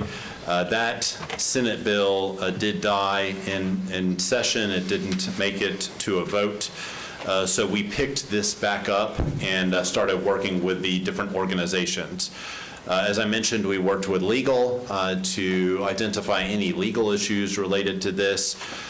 We have language now that we will put on our website, very similar to some of the other counties that have this type of registry. We worked with risk management, information technology for the design of the webpage, the Office of Manage and Budget to identify if there was any budgetary concerns related to this, and of course, as I mentioned, the clerk of the court. This was brought to the Animal Control Board in September, unanimously approved by the Animal Control Board to move it here to the Board of County Commissioners. As I mentioned, legal has provided some language for the webpage. We mentioned the clerk of the court will be providing a list of offenders. We decided that it would probably be best on a monthly basis, because court cases really don't occur weekly and resolve weekly. fact, we're in court now on an animal cruelty case that's lasted for a couple weeks, and it's going back to court again on Friday. The Blake case, as everybody's familiar with, is months now, and it's going to be months more. So those tend to not happen on a weekly basis. Those tend to be monthly. So we believe that will be okay. The one question that we have, or there's two questions that we're going to ask for you today. One is if you wish us to direct staff to move forward with the development of the webpage and then the activation of the database. And then the second is how far back do you want us to go? So in counties across the state of Florida that have this type of database, we've seen 3, we've seen 7, and we've seen 10. The Animal Control Board wanted to go back forever. So I'm looking to you to determine what you would like. I'm not putting anything specific out there personally, but those are what we've seen across the state of Florida. As I mentioned, the clerk of the court will provide us the database, and then we'll work with information technology to make sure that's updated as that database is provided to us. Any questions, any concerns related to addresses? Someone may have moved, someone that has passed away, or something like that, where an address may be flagged, but the person wants to adopt an animal, but the person that did animal cruelty wasn't living in that house, because that's a question that's going to come up, potentially. We'll work with the clerk of the court to identify those and then remove those from the database as necessary, depending on how long, of course, the time frame you select. So we'll get right to it. So we're asking the Board of County Commissioner to approve and authorize the staff to proceed with the launch of an animal abuse or animal cruelty registry/database. Any questions for Mr. Harris? Commissioner Herr and then Commissioner Zembauer. So, not the appropriate time to make the motion, but I am happy to make the motion, just so Jay doesn't get to do it first. And I'm happy to second it on There behalf. we go. So maybe we are officially making the motion. I would actually err on the side of caution with this. Alan and I did briefing, and I did briefing with several members of the community, including somebody that I will read their information, Debbie Dorino from Volusia County, who couldn't be here today, but she was instrumental in the passing of Ponce's Law, which is a statewide law to improve the opportunity for judges to give stiffer penalties to these abusers. I have landed with the Animal Control Board that it should be unlimited. And the reasoning for that is because at the onset, 10 years is a long time away. The difference between 10 years and unlimited today doesn't feel like much. And the change with which the pace with which change is happening with data availability is significant. And the time that we've been sitting in this room, there's access to new data that we didn't have that at the beginning of this meeting. And so within that 10 years, I think databases are going to improve, connectivity is going to improve, and the opportunity to make sure that the databases are clean 10 years from now will exist. So my motion would be to make it unlimited at this point. Should there be a need to future adjust it, then we come back to the board to future adjust it. Second. Okay. All right. Try to help you out there, Madam Chair. All right. I think you were looking for a couple of items. But I do have some. Yeah, so let's stick with this one item that Commissioner Herr has brought up on the in perpetuity. So I want clarification. When they say they would like to go back for forever, is that looking in the rearview mirror back to the beginning of Seminole County for anyone who was convicted of an animal abuse offense? That's correct. Yes, so that's what they're looking for. And to retain that going forward to infinity and beyond. That is the question that I'm asking of you today, is do we go back 3, 7, 10? Again, that's what we've seen across the state of Florida, or perpetuity, forever and ever. There's challenges with each of them, right? Right. I just want to make sure, because I want to make sure I understand, Commissioner Herr, your motion is for staff to work with the clerk of the court to go back to 1913 to look for... All good with it. Yep. Okay. are all of those let me just do a little follow-up here, because I understand the intent and I understand the passion, but I'm going to be that person. That's a and I'm good just going to thing. be, so does the clerk have items digitized in a fashion going back to the creation of the county that you will be able to find these records? Well, when it comes to official records, we have that, which by next March or so will be all digitized. However, on court records, there's a different set of rules. There's a retention period. We started digitizing in the early 2000s, so there are no court records that are digitized before that. I mean, you're looking at millions of pages. So we'd have to go take a look. There's different retentions, whether it's a felony or a misdemeanor. Those rules were changed, I don't know, like about 10 years ago, I guess, to extend it. But the other problem that occurs, and we see this with collecting fines and fees, is people pass on, they leave. Once we get debts for fines that are past 7 years, the ability to even collect on them becomes pretty minimal. The data, just things change, people move. So we can take a look at what we got and work with y'all. And I think we send about 2 reports a year already, so there's a large amount of, I think what you have is what we'd have so far. So prior to 2000, you would be going back and someone would be manually looking through We wouldn't do court that. records. So you would not do it. So the No. intent, so I just want to make sure that we're really clear on what Right. we're asking versus what you can deliver, because I don't want us to make a motion that then you, not through any fault of your own, but just the circumstance, then can't fulfill, and then we have this, well, you're not going back that far. So I just want to make sure we're really clear on what is possible. Okay, Commissioner Zembauer, Commissioner Constantine, everybody wants to weigh in. I'll just try to help clean up the request.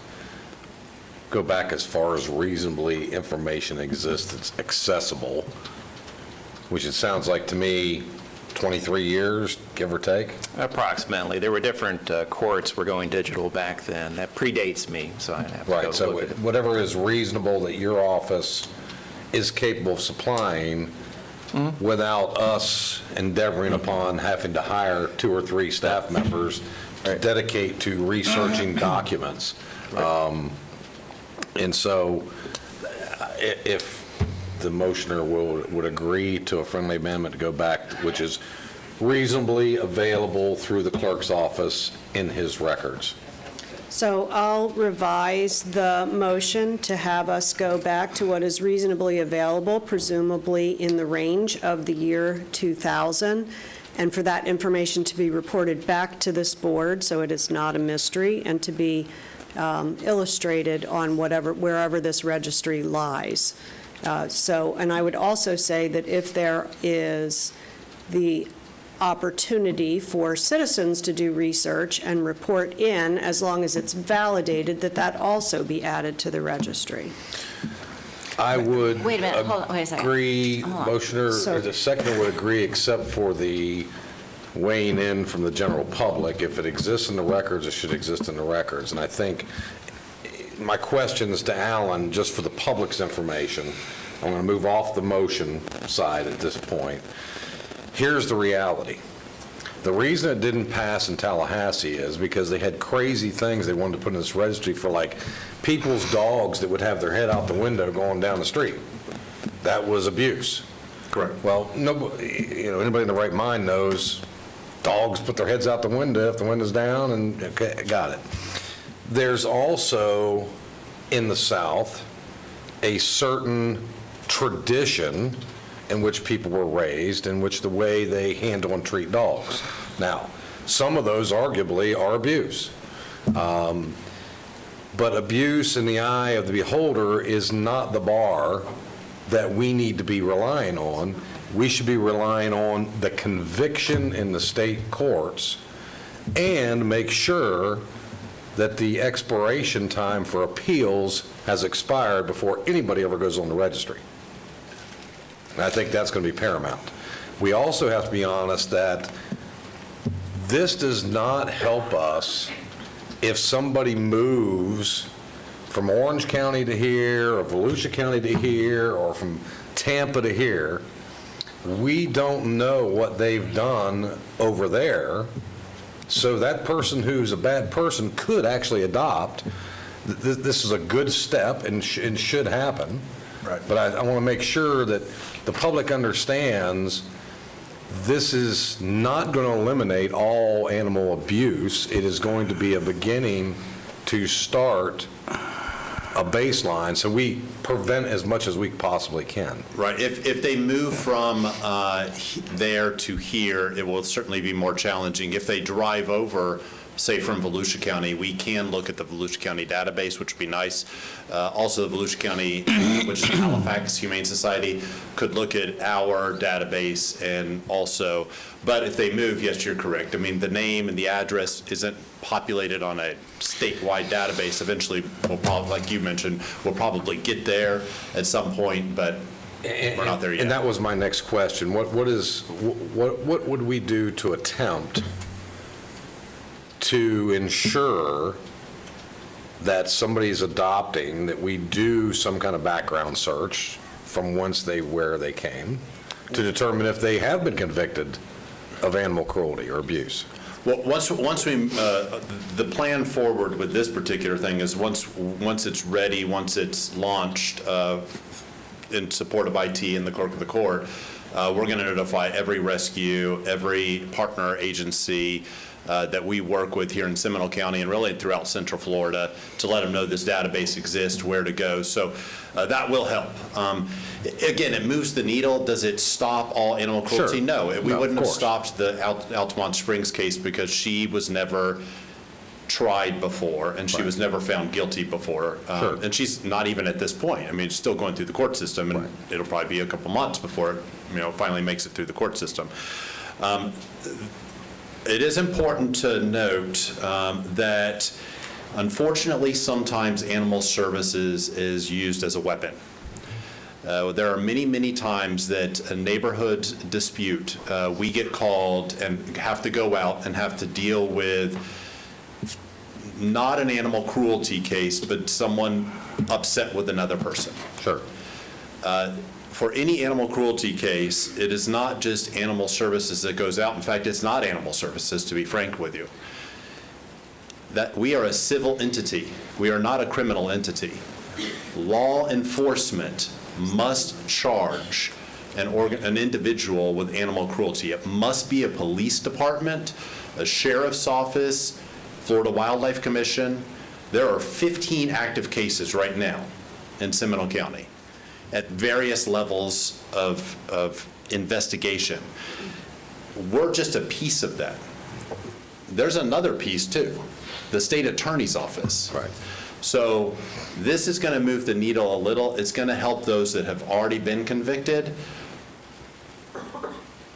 But will it solve everything? No. But we are moving in the right direction. No, understood. I just wanted to make sure that the general public understood what this was really about. Yeah.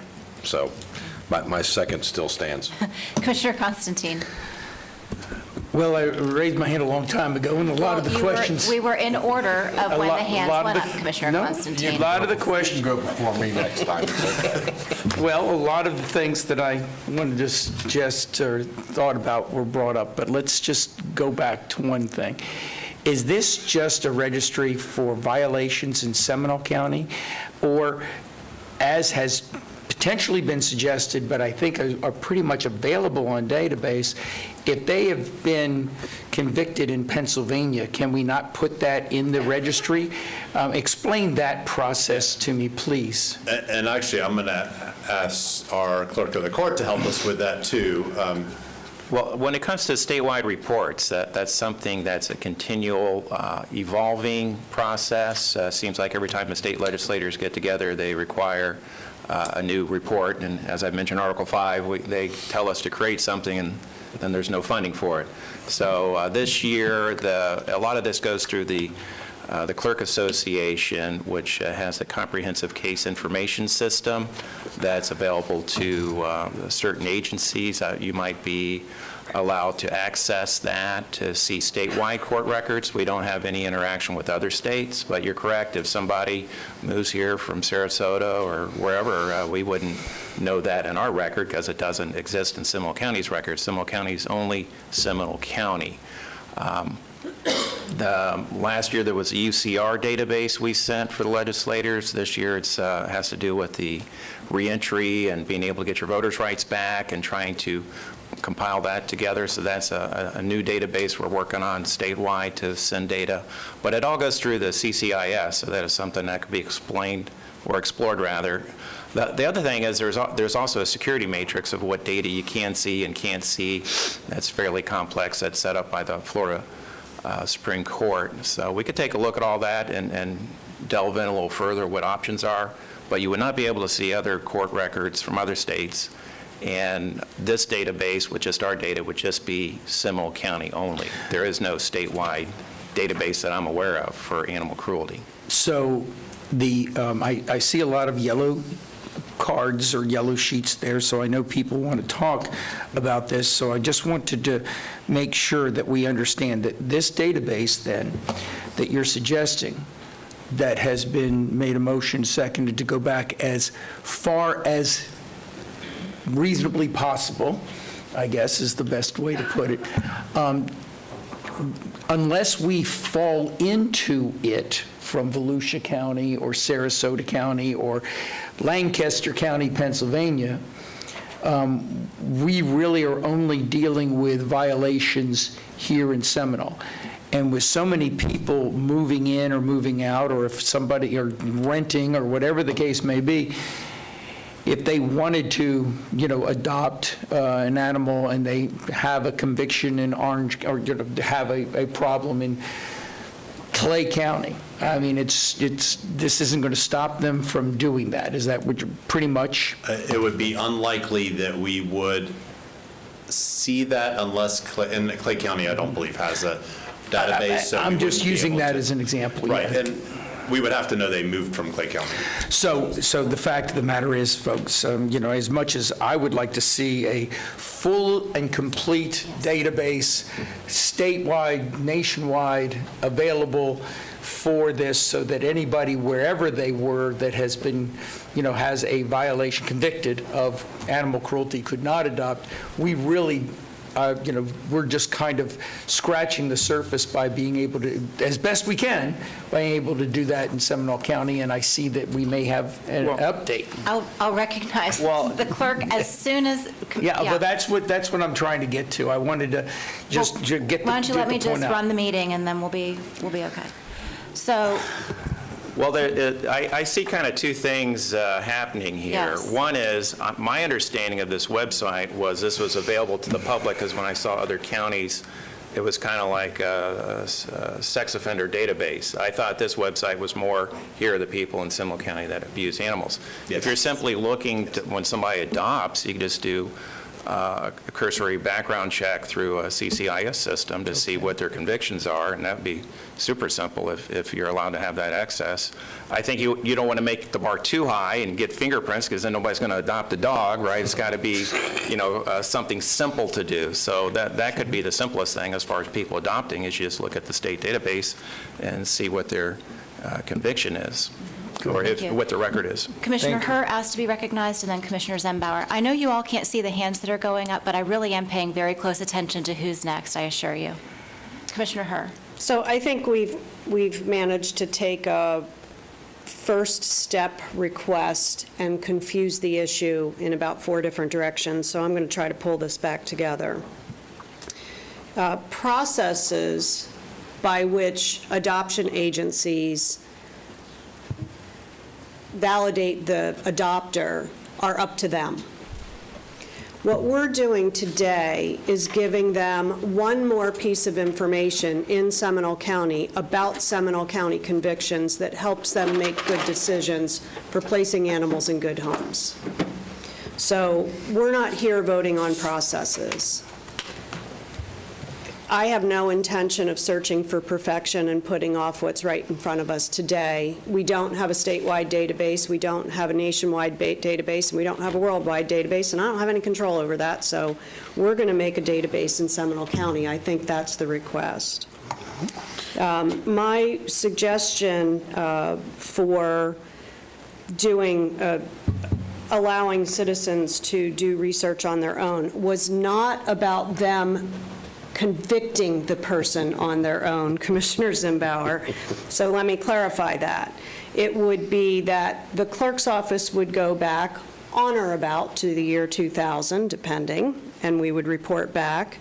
That should there be validated research of records prior to that, because it could happen on a case-specific basis, trust me, that we would have the opportunity to add it. We're not going to get stuck because this motion was about the year 2000 to add something that is a known conviction. Commissioner Zimbauer, you referenced that we wouldn't add them to the registry until an appeal was satisfied, and that is not the motion. The court system, once convicted, everybody has the opportunity to appeal, but you stand convicted until the appeal overturns the conviction, at which point we would pick that up as well. And so they would come off the registry, because we're searching monthly for the outcomes of these court cases. So you'd be on the registry as adjudicated, and then come off the registry once they went on appeal. And so that's the motion, and I hope I've clarified it all. You have, and I would not support that without an appeal. I have no interest in trying to embarrass somebody's name or reputation when the court process has not run its course. So I would not support that until after the appeal process. I've been involved with enough court cases to understand how things can go sideways with a conviction. Judges make decisions of evidence that can't come in. They make decisions from the bench that are improper, that ultimately are overturned. I do not think it's in the best interest of this community to embarrass and impeach someone until their rights have been exhausted. And once that has occurred, then, and only then, should they go on this registry. And I agree this is a good first step, and I understand what we're being asked to do, but there is I've talked to many in the public about this issue, and a lot of them have this belief that this is going to pick up any animal abuser that happens to come in and adopt from anywhere from where they came from.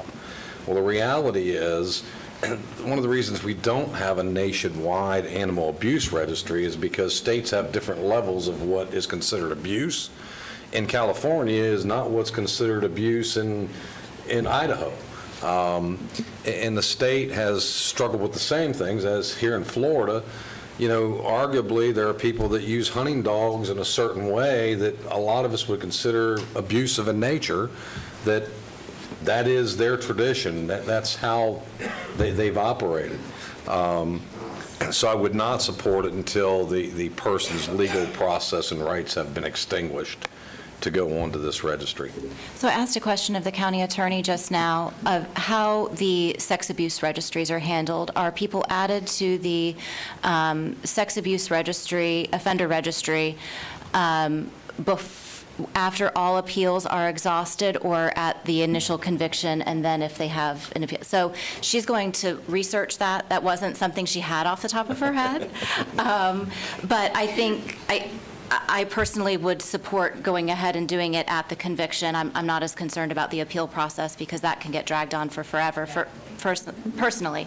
But we're going to look at that just to see, because for me that would be kind of like how do we do it in other scenarios? And so, not necessarily disagree, but I want to know the financial ramifications, exposure to this county by putting somebody on the registry that has not run the full course of their legal rights. Okay. So we're not going to shout out from the gallery. Thank you so much. So There is a motion and a second. Was there something else, Mr. Harris, that you needed to have as a part of that motion? You were looking, I thought, for a multiple things that you wanted from the board. Just two things, and you hit on both. We did hit them both with the motion. Okay, Commissioner Constantine? Madam Chair, I think that the seconder took back his second. I know he did, but. So we don't have a second. I would like to hear the yellow cards, if we could, because I tend to agree on the motion, but I just want to hear from the public before we continue on. And we will absolutely do that. I want to make sure that I know where we are with a 5-member board, with only 4 members here, with motions and seconds. Just seeing where we're at, because it's a different dynamic. So thank you, Mr. Harris. I appreciate that. Is that something that we can look up before we get done with the public comment, do you think? For conversation? Right now. Awesome, thank you. So how many folks do we have that would like to speak? We have 3. Really? And I have one to read into the record. Okay, I saw a lot of yellow cards. So let's make sure that everyone is clear that the public comment form, that if you want to speak on this item, that you have filled out a yellow card. If you would like to speak on item number 25 regarding the animal cruelty registry, and you're filling out a green card if you would like to submit your comments for the public record. And we'll need you to get those filled out and turned in to the desk up front now. So the first name, if you will. First will be Katrina Shaddix.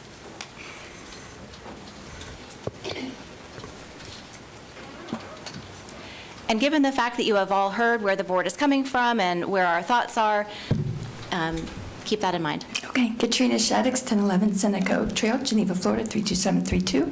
First of all, I want to thank Alan. He has done an amazing job over the past year, from taking this to just a simple request, or maybe he sees it as a whining from me, but he took it seriously, and he's done a lot of hard work. So has the Animal Services, the entire department.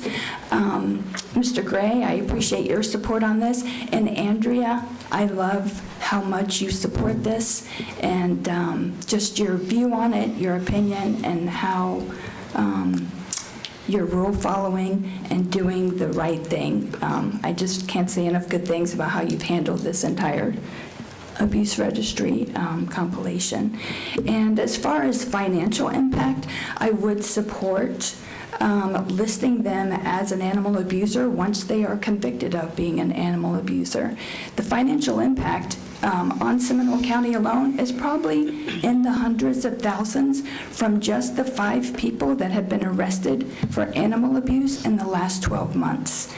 Seminole County Animal Shelter has had to take in, I think, close to 100 animals and feed for them and care for them for nearly a year now. The Seminole County taxpayers have also paid for judges to hear this. You know, we have Brandon Blake. We've been to, I've lost count of how many court hearings we go to. So we have county employees having to be paid to try this case, and we have our employees that are now stretched. The Seminole County Animal Shelter is now way over capacity. The shelter hasn't had to euthanize animals, I think, since 2016 due to overcrowding. I hope that doesn't change, and I hope the county can allocate some more funding to the animal shelter so that we can properly take care of these dogs right now. They need workers there. The dogs do not get out of the cages unless they have someone to work. I actually signed up to volunteer for Animal Services because of all of the dogs that were taken in from the Brandon Blake case. And when I went that day to train for volunteering, there was only one volunteer there walking 50 dogs, and they weren't even allowed to walk the Brandon Blake dogs. So they need more staffing. They need more funding. Hopefully, maybe it could be expanded, and since we're doing all of the 5 points of construction, to expand the animal services to better hold them and to update the facility. But this is having a huge impact. So getting those abusers on the registry as soon as they're convicted is of the absolute utmost importance. Thank you. Thank you, Ms. Shaddix. And who's next? Linda Radin. Ms. Radin?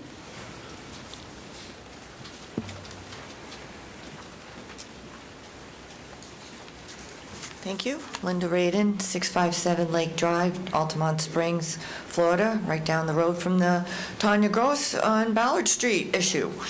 I just want to make sure, if you've ever read the arrest reports, I've been to a couple of hearings with Dennis Van and Brandon Blake cases. If you saw some of the pictures of the animals in their environment, living environment conditions, the scars on their face, the wounds that weren't healed, the skinniness, the lack of neglect of care, maybe if you saw what I've seen, you might say this definitely needs to have a database, or that these criminals can't own a dog again. And hopefully the other counties will check Seminole County database once it's up and running, like we would be checking other county databases. And hopefully, eventually, there will be a statewide database. Usually, as in many instances, the animal-related bills are always the last on the agenda. And the 932 didn't even move past introduction last year. And then there was another one that Jason Brodeur tried to get through to the year before that, and it just didn't move. So anyway, that's why we need to do a county one now. I feel that we should do it as soon as they're convicted, not wait for the appeals process, because that's a waste of money, waiting for the appeals. Like Katrina said, we're paying, our tax dollars are paying for the judges, the defendant attorneys, so on and so forth, and a lot of them plead not guilty. Anyway, there was a lot I was going to say, but it's all confirming so far what Katrina and Alan Harris have said, with the need to move forward with the database. And Alan has done a great job. We've been behind him since day one. Animal Control Board approved it, and I can't see any reason why you wouldn't want to move forward. And I think it's reasonable to go back at least 20 years or whatever you all decided about that. But I also want to make sure that the record, once the criminal is on, once the criminal is on the record, it's going to be held forever in the future, that he, or at least 20 years or whatever, something, a long, substantial time. And I think that's all I wanted to say.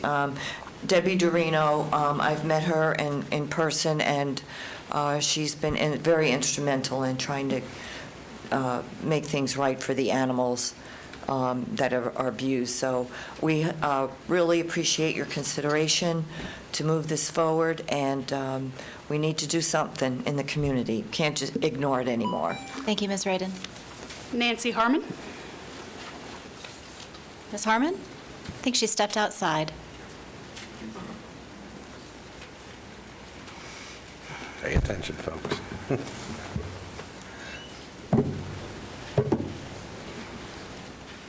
Sorry.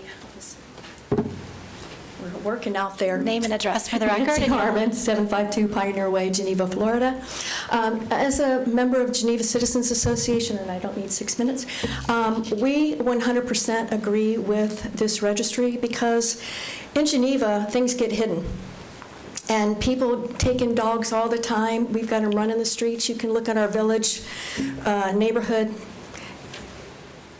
Dogs are out there for a reason, and they're not because everybody brought them there. And so we've got people who are getting their hound dogs loose, their hunting dogs loose.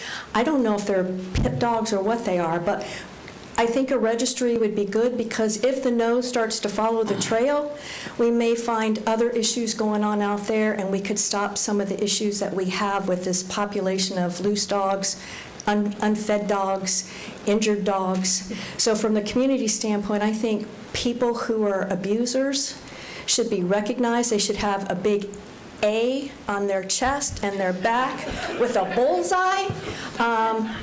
Thank you very much for your time. So the county attorney has an answer for us on the question that we had earlier. With regard to the sex offender registry, the names are required to be put on that registry upon conviction or adjudication of guilt. And then at such time that that is reversed or vacated by the court, the person can request that that information be expunged from the registry, and the department that maintains the registry is required to take that information down. With regard to liability, I think that it would be standard slander, libel sort of liability standard if we were to keep information on there knowing that the conviction had been released or vacated. Otherwise, as long as the information is accurate, I think the county's liability is pretty limited. Thank you very much. Thank you. So, Commissioner Hart? I have one to read into the public record, the thank you. public comment. So just a little bit about the background. This is Debbie Dorino, who works with state attorneys' offices across the state and abroad on animal abuse cases. She is employed by a law firm during the day, which is why she could not be here. She has been recognized by Governor Rick Scott, who actually came to Ponce Inlet to do a ceremonial bill signing for the bill that she did pass with regard to Ponce's law. Top 10 animal defenders in America, lots of accolades. But I will go on to say the bullet points that she wanted to make sure, and you guys all have this in writing, and we'll make sure that the clerk has it. Part of the sentencing when convicted under Ponce's law allows the court to ban animal abusers from owning and having contact with animals, all animals, and this helps tremendously when people ask, how do we know if someone is banned? And the answer is because they can easily look it up on a registry/database. The reason for the registry/database is to help keep these abusers that are sentenced from easily obtaining an animal, whether through adoption, rehoming, or any other means. It's a resource and tool meant entirely for the purpose of the safety of animals. The first month Volusia County's database took effect, 2 different convicted abusers went to the local shelter to adopt out an animal. They were both in the database. That day, 2 animals were saved from the hands of abusers. It's proof that the database does achieve the intended purpose. It is a great resource tool for animal control officers, police officers, rescues, and everyday people in the community to easily look up a person to make sure they do not have a court order banning them from contact or owning animals. This is a public record through the court system already, but to save time and energy trying to maneuver through the court website to find a person's name, all you have to do is type in the name of the person to look it up. When animal control officers or police officers are called to the address in regards to an animal issue, they can easily type in the person's name before they get to the address to make sure there's no ban, and also know if a person is in the registry database that they are already a convicted felon. When the local animal shelter is in the adoption process, they can easily look it up to see if the adoptee is convicted of animal cruelty and also banned from owning or contact with animals. When rescues are in the adoption process, they can easily look up a person to see if they are convicted of animal cruelty and banned from owning contact animals. And when taking in an animal from someone, they can also check to see if that person was banned and now has an animal in their possession and report it to authorities. When your everyday person wants to rehome their pet, they can look up the potential adoptee before rehoming the pet. Look up your potential roommate. Look up your potential roommate or boyfriend, I'm adding, or girlfriend, and make sure if you have a pet that those persons are not convicted animal abusers and your pet is safe. So I'll just say, if I'm entertaining having a new boyfriend or roommate, I'm looking for all sorts of convictions, not just animal abuse convictions. Tip, ladies. There's lots of different ways we can break the law. So that's great content. Is there anyone else here who wanted to comment on this item who neglected to fill out a form? We did get a comment card from Mr. Humphreys, and that was passed down the dais, and everybody read it. In approval of. Yeah. Seeing no other comment, anyone wanting else to comment, we'll close public comment on this item. So Commissioner Herr, you made a motion. I did. Commissioner Constantine, are you seconding it, or was that what your hand raised signaled? I had a question. Okay. So this is a request to bring back, an ordinance for animal registry, correct? No. It's not an ordinance. We're just looking for direction from the board to move Fine. forward with the webpage. And Commissioner Herr, does your motion still exist and have it that they do it after the conviction? Is that part of the It motion? does. Okay, then I second the motion. All right, there's a motion and a second. Any further discussion? All those in favor say aye. Aye. Any opposed? Motion passes unanimously. Thank you. I'm going to ask that we take a 10-minute break, if we could get back at 11:05 to take up item number 26.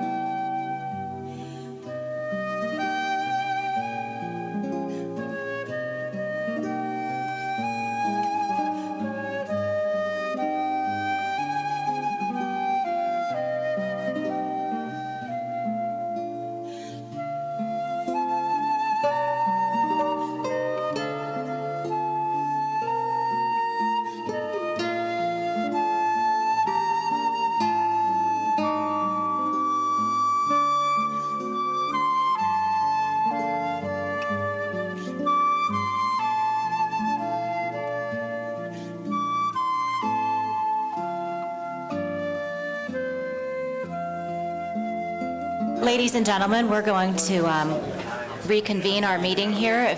If you are here for the next item, please feel free to have a seat, and if you would like to not be here for the next item, you can leave. But we are going to resume our meeting. So item number 26 is a special event permit for the Wekiva Island Fall Festival, and this item is being presented by Mary Robinson. Thank you, Madam Chair. Mary Robinson for the record, Planning and Development. Item 26 on your agenda is a request for a special event permit for the Wekiva Island Fall Fest located at 1014 Miami Springs Drive. The event is scheduled for Saturday, October 28th, Monday, October 30th, and Saturday, November 11th. Hours of operation are 8 a.m. to 11 p.m. on October 28th and November 11th, and the applicant has requested 8 a.m. to 9 p.m. on Monday, October 30th. The normal closing time on that day would be 7 p.m. The applicant has stated 395 guests at any given time will attend. The event includes a Halloween costume contest, a Springs and Strings concert, and a big egg cooking demonstration. A bullhorn or microphone will be used during the Halloween costume contest and the big green egg demonstration, and that will be the amplified sound in addition to the concert. Staff received a copy of an email yesterday that outlined an agreement that was made between the Sweetwater Springs HOA and the applicant to address the condition number 4 in the special event, which addresses amplified sound, and the HOA has requested that condition be changed to mirror the same condition in the Winter Wonderland that addresses amplified sound. The Winter Wonderland condition number 4 for amplified sound addresses dBA and dBc levels of sound, and that was taken from the sound study that was done last year. So that is something for the board to consider. The special event and permit in your agenda includes the findings and conditions of approval. Staff is recommending the board approve the special event permit for the Wekiva Island Fall Fest 2023. Any questions for Ms. Robinson? Mr. Zembauer, and then Commissioner Constantine. Thank you. Thank you for bringing up the email. My question is for staff, knowing for years that there has been a sound problem and that we've endeavored upon a sound study, which this county paid for a private entity, why was that not a consideration as part of the permit process? It was just an oversight, Commissioner. Okay. All right, thank you. Commissioner Constantine? I just wanted to reiterate as a question to you, Mary, that in talking with both sides individually, that they did, as we have suggested, recommended, gotten together before this, have agreed to agree on the recommendations that you're presenting, including the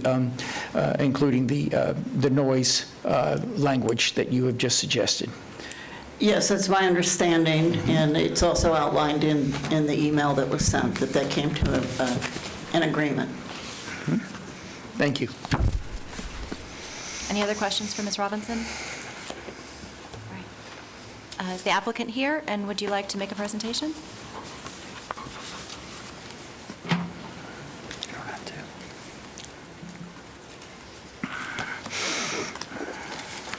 Good morning, Mike Towers here on behalf of Wekiva Island, 7951 Via Bonita, Sanford, Florida. We're completely in agreement. If it pleases the board, we can have Mr. Stamer come up just to verify the contents of the email, that we're all in agreement. All right. Other than that, Thank we're you. here for any other questions. All right, thank you. Any questions for Mr. Towers? All right. There are members of the public who are here who would wish to speak. We have Jeff Stammer. All right, Mr. Stamer?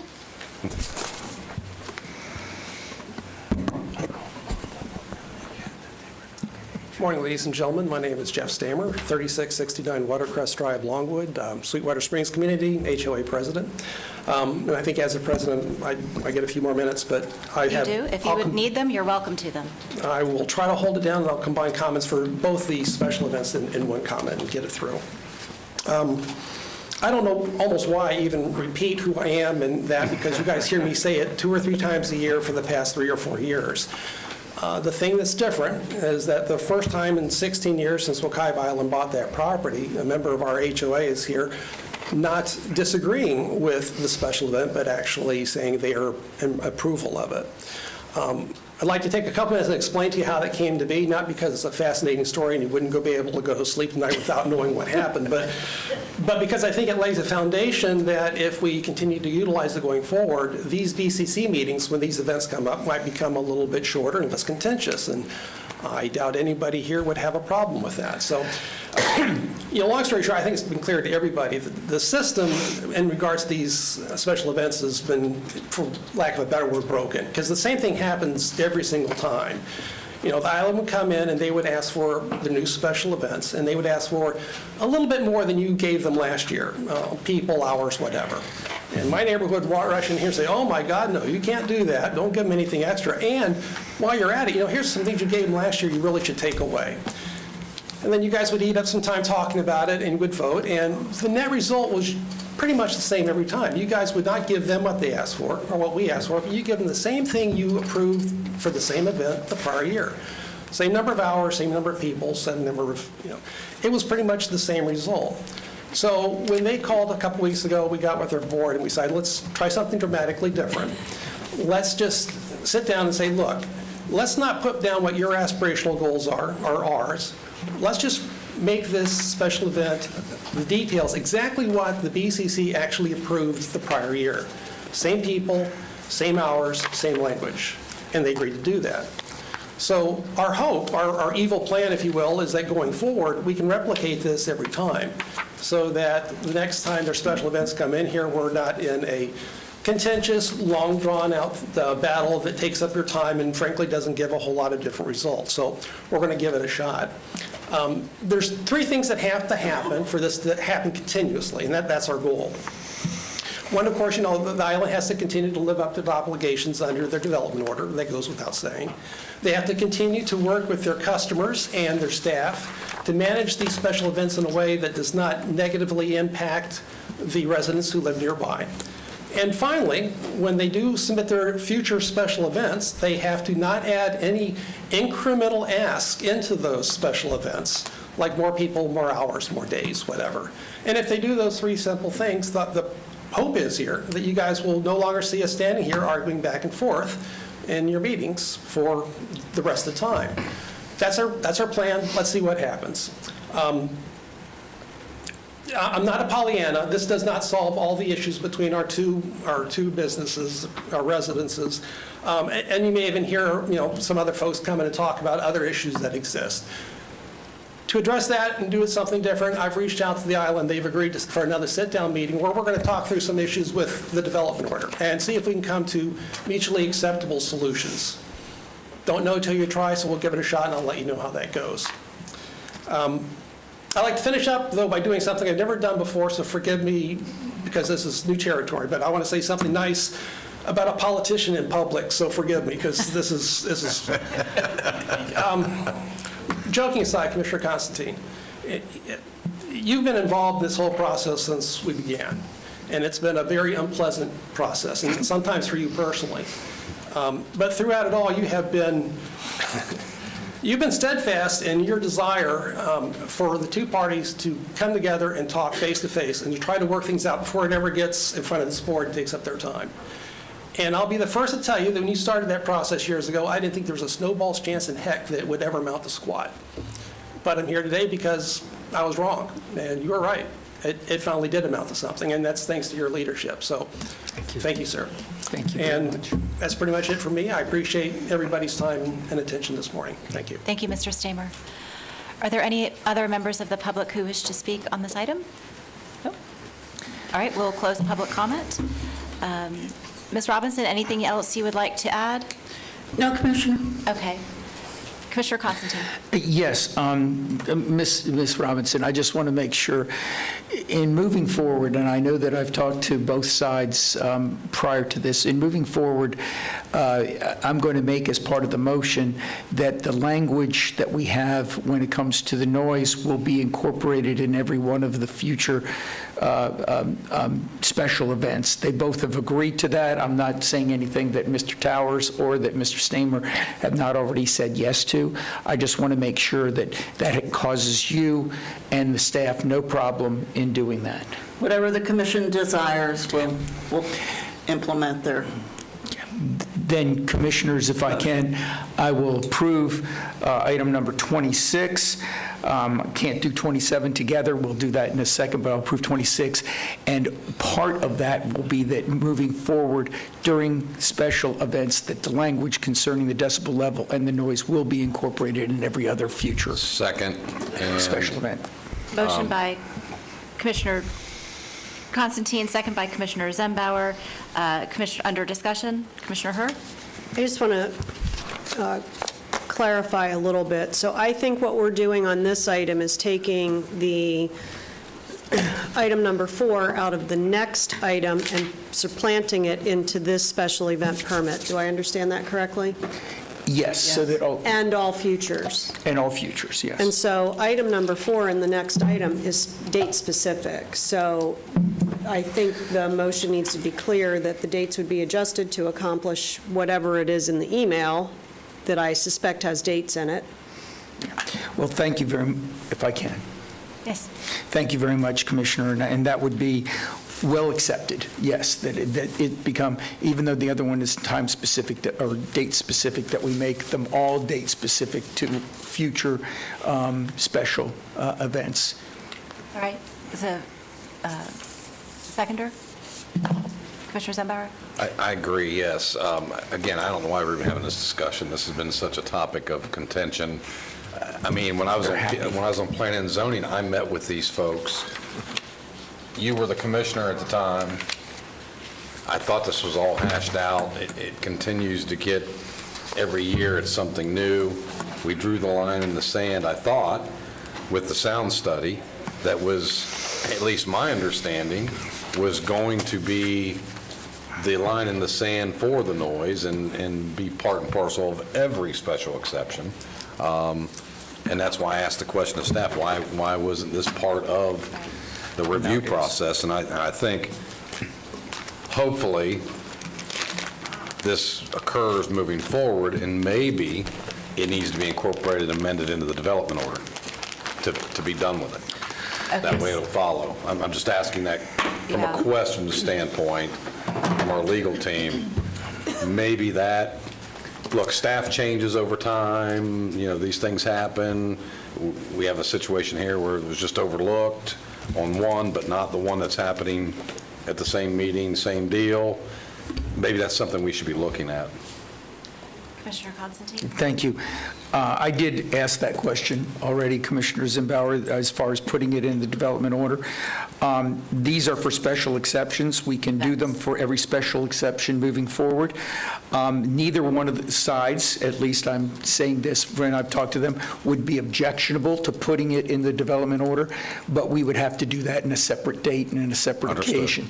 So I just wanted to make sure that everyone knew that we had discussed that option, and that let's be happy, guys. This, they're together, and we've all had this problem that we tried to come up with the right answer and splitting the baby and all the other stuff. Both sides agree to this. I congratulate both sides. I thank them, because one of the development orders was that they sit down and talk to each other each and every time, and so they're doing that. And so if we want to do the development order later, let's, I think that we could discuss that. I just don't want to, get it involved in this. All I'm trying to do is prevent this from happening 5-10 years from now. We have a development order which talks about special exceptions. Why not just incorporate the sound level in it and be called a day? So for the sake of this particular motion and this special event permit, and we want to make sure that the record reflects that we are talking about a special event, not a special exception. I know it's easy to, but just so we're clear. So I think Commissioner Herr was just trying to make a clarification to make the motion even clearer on extending that language out into all future special event requests. There's a motion and a second. Any further discussion?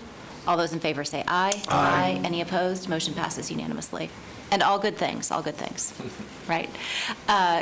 Item number 27, Wekiva Island Winter Wonderland Special Event Permit. Ms. Robinson. Yes, thank you, Madam Chair.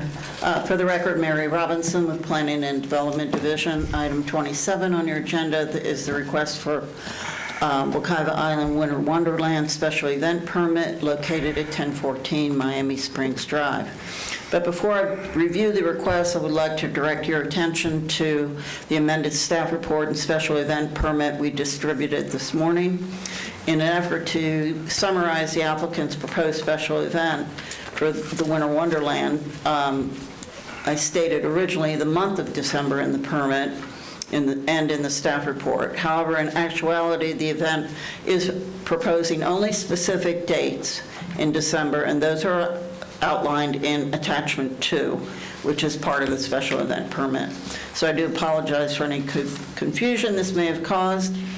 And again, the event is scheduled within the month of December with the exception of December 8, 9, 15, 22, 23, 24, 25, and 29, when no events are scheduled.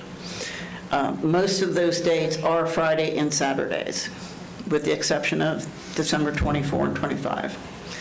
And again, attachment 2 outlines all the events that will occur during those days.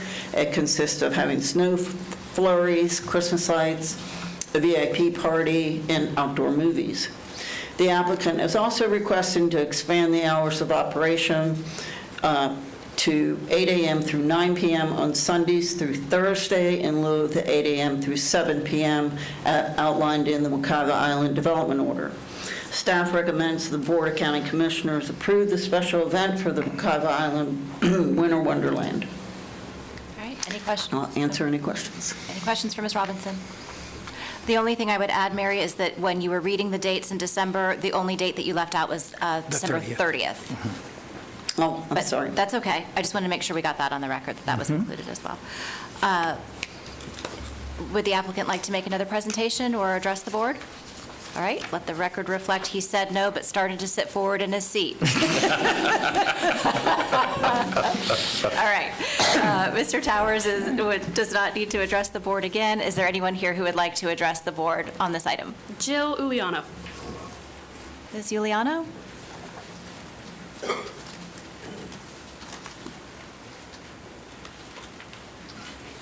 Hi, my name is Jill Uliano. I live 1044 Bearded Oaks Terrace in Sweetwater Springs. I've lived between Wekiva and Sweetwater over 40 years, so I've spent many days and hours on Wekiva Springs Road.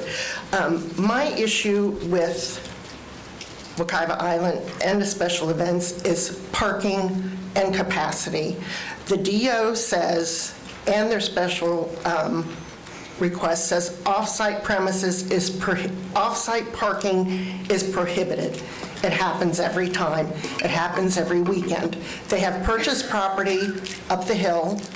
The employees park there. There's probably 20 parking spaces. The employees park there. We see customers returning from Wekiva Island that park there and walk in. So I made it my mission to, since a picture says 1,000 words, I have some pictures I'd like to share of walk-ins. And then I also have parking. I want to also say that we're still dealing with the Wekiva Island Protection Act and the DO. So those things are being ignored at some point. There's constant off-site parking at their property, the Baptist Church, Publix, SunTrust. Truist, excuse me.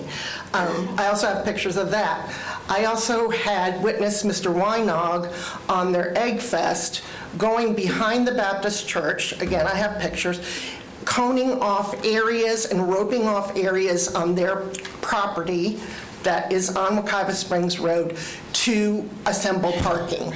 So parking is still an issue, walk-ins is still an issue, and it happens all the time. It happens mostly on the weekends and, of course, during special events. This also impacts access to the park, Wekiva State Park. So if you're turned around from Wekiva Island, you get in line for the park, and the parking is horrendous. The traffic is horrendous. Finally, they put up a sign that said you're allowed to pull on the grass, and that has helped tremendously. But it took how many years to get that?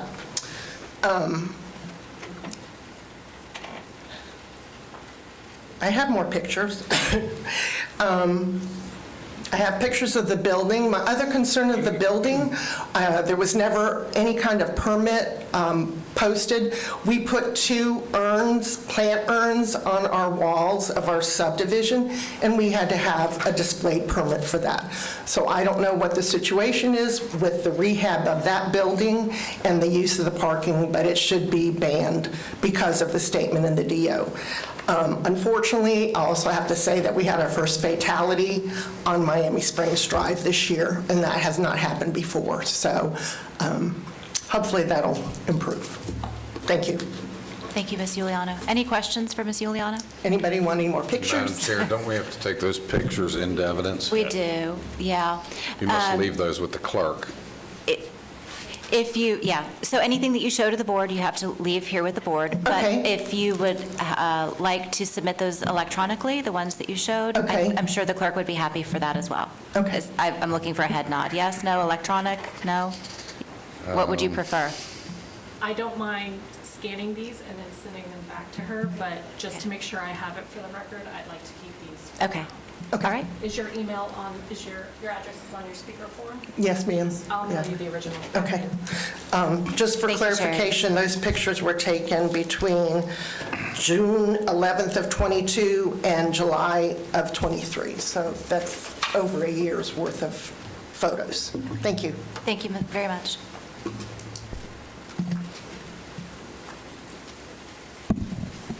Any other members of the public who wish to address item number 27?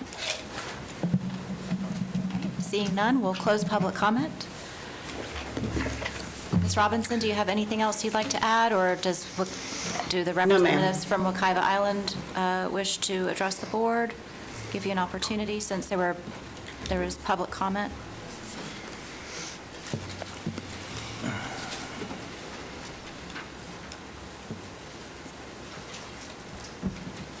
Mary Weinog, Wekiva Island, 3453 East Valley Way, Longwood, Florida. I just want to make a comment about parking at the church for Egg Fest last year. We were flooded, so we got permission. Okay. So I just wanted to comment on that. And we do allow walk-ins when we're not at capacity. We do not allow walk-ins at capacity. I answer the phone every day, and I tell everybody we have no off-site parking. So customers do not get told they can park elsewhere.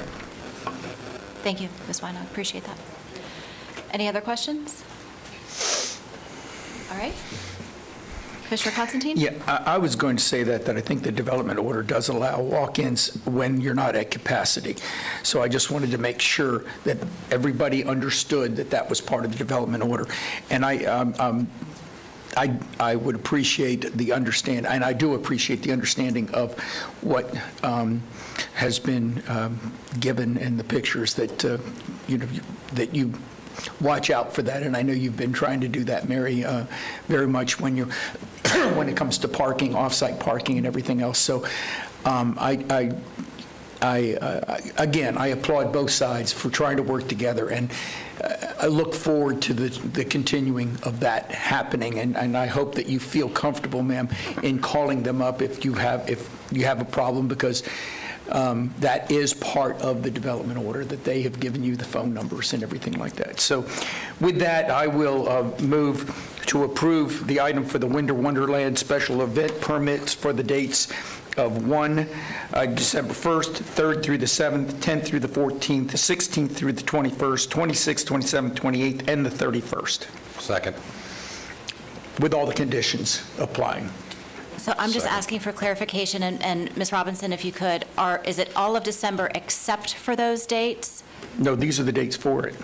No, it's all of December except for those specific dates I wrote into the record, and I did leave out the 30th. And I will go and put those dates, if you prefer, instead of the dates that it's going to happen, the dates that it's not I going to just happen. want to make sure that when the minutes are recorded, that the event is for all of December, except for those dates that you just read into the record. 8th, 9th, 15th, 22nd, 23rd, 24th, 25th, 29th, and 30th. Right, Mary? Okay. Yes, ma'am. Okay. So there is a motion by Commissioner Constantine and Commissioner Zembauer, seconded. Any other discussion? All those in favor say aye. Aye. Any opposed? Motion passes unanimously. Thank you. Okay. Item number 28 is the ear-based comprehensive plan update. And we have Tyler, Mr. Reed, and Ms. Giuliano from Kimley Horn. Good morning. For the record, Tyler Reed, Senior Planner for Planning and Development Services. I'm introducing the third BCC work session for the Evaluation and Appraisal Report Ear-Based Amendments.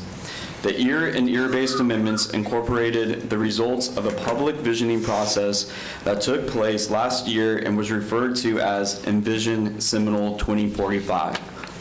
The ear-based amendments are based on the evaluation and appraisal report of the comprehensive plan that was approved by the Board of County Commissioners on November 15, 2022. The Board of County Commissioners previously had 2 work sessions on August 8, 2023 and September 12, 2023. In addition, a work session for the Seminole County Land Planning Agency took place on October 4, 2023. A community meeting took place on August 17, 2023. Our consultant, Eliza Harris Giuliano, is here from Kimley Horn to present the latest update to the ear-based amendments. Staff will be on hand to answer any questions. And I know Mr. Reed mentioned that this is a work session. We are not voting on this item. This is for feedback from the board. Good morning, everyone. Eliza Harris Giuliano, Kimley Horn. There we go. So as Tyler mentioned, this is our third work session. This is actually an add-on specifically to address questions that came out of the second work session. So this will be a little bit shorter than our previous discussions, which is good because I'm standing between you and lunch. So our third and hopefully last work session here, the centers and corridors overlay. We have 2 focuses here. One is the centers and corridors overlay. The second one is clustering. And then we also have a little bit of discussion on septic. And I did skip on the previous slide, just going back to that. We do have a transmittal deadline for this, which is November, and that's based on when we submitted the EAR report to the state. So going to the centers and corridors overlay, just to back out for a second, I wanted to review the goal which this sits under, which is grow walkable active places. This came out of the Envision Seminole 2045 goals, encouraging efficient use of land, a variety of housing choices, economic vibrancy, and multimodal transportation. We identified a need as part of the vision report for taking a look at the urban centers and corridors policy, because essentially it's been in place for a decade and not much activity has happened under it, including some long vacant parcels that are in the overlay, as well as commercial properties that could use some updating. The current densities do not support the typologies envisioned in Envision Seminole 2045. Last time we showed some economic analysis. I'm not going to go into all the detail, but essentially the blue shows surface parked multifamily residential and the green shows structured parking. And essentially the densities that are currently allowed in the overlay, which top out at 20 units per acre, are not sufficient to encourage, based on this economic analysis, the kind of redevelopment that's envisioned, or any kind of redevelopment that's appealing to the private sector.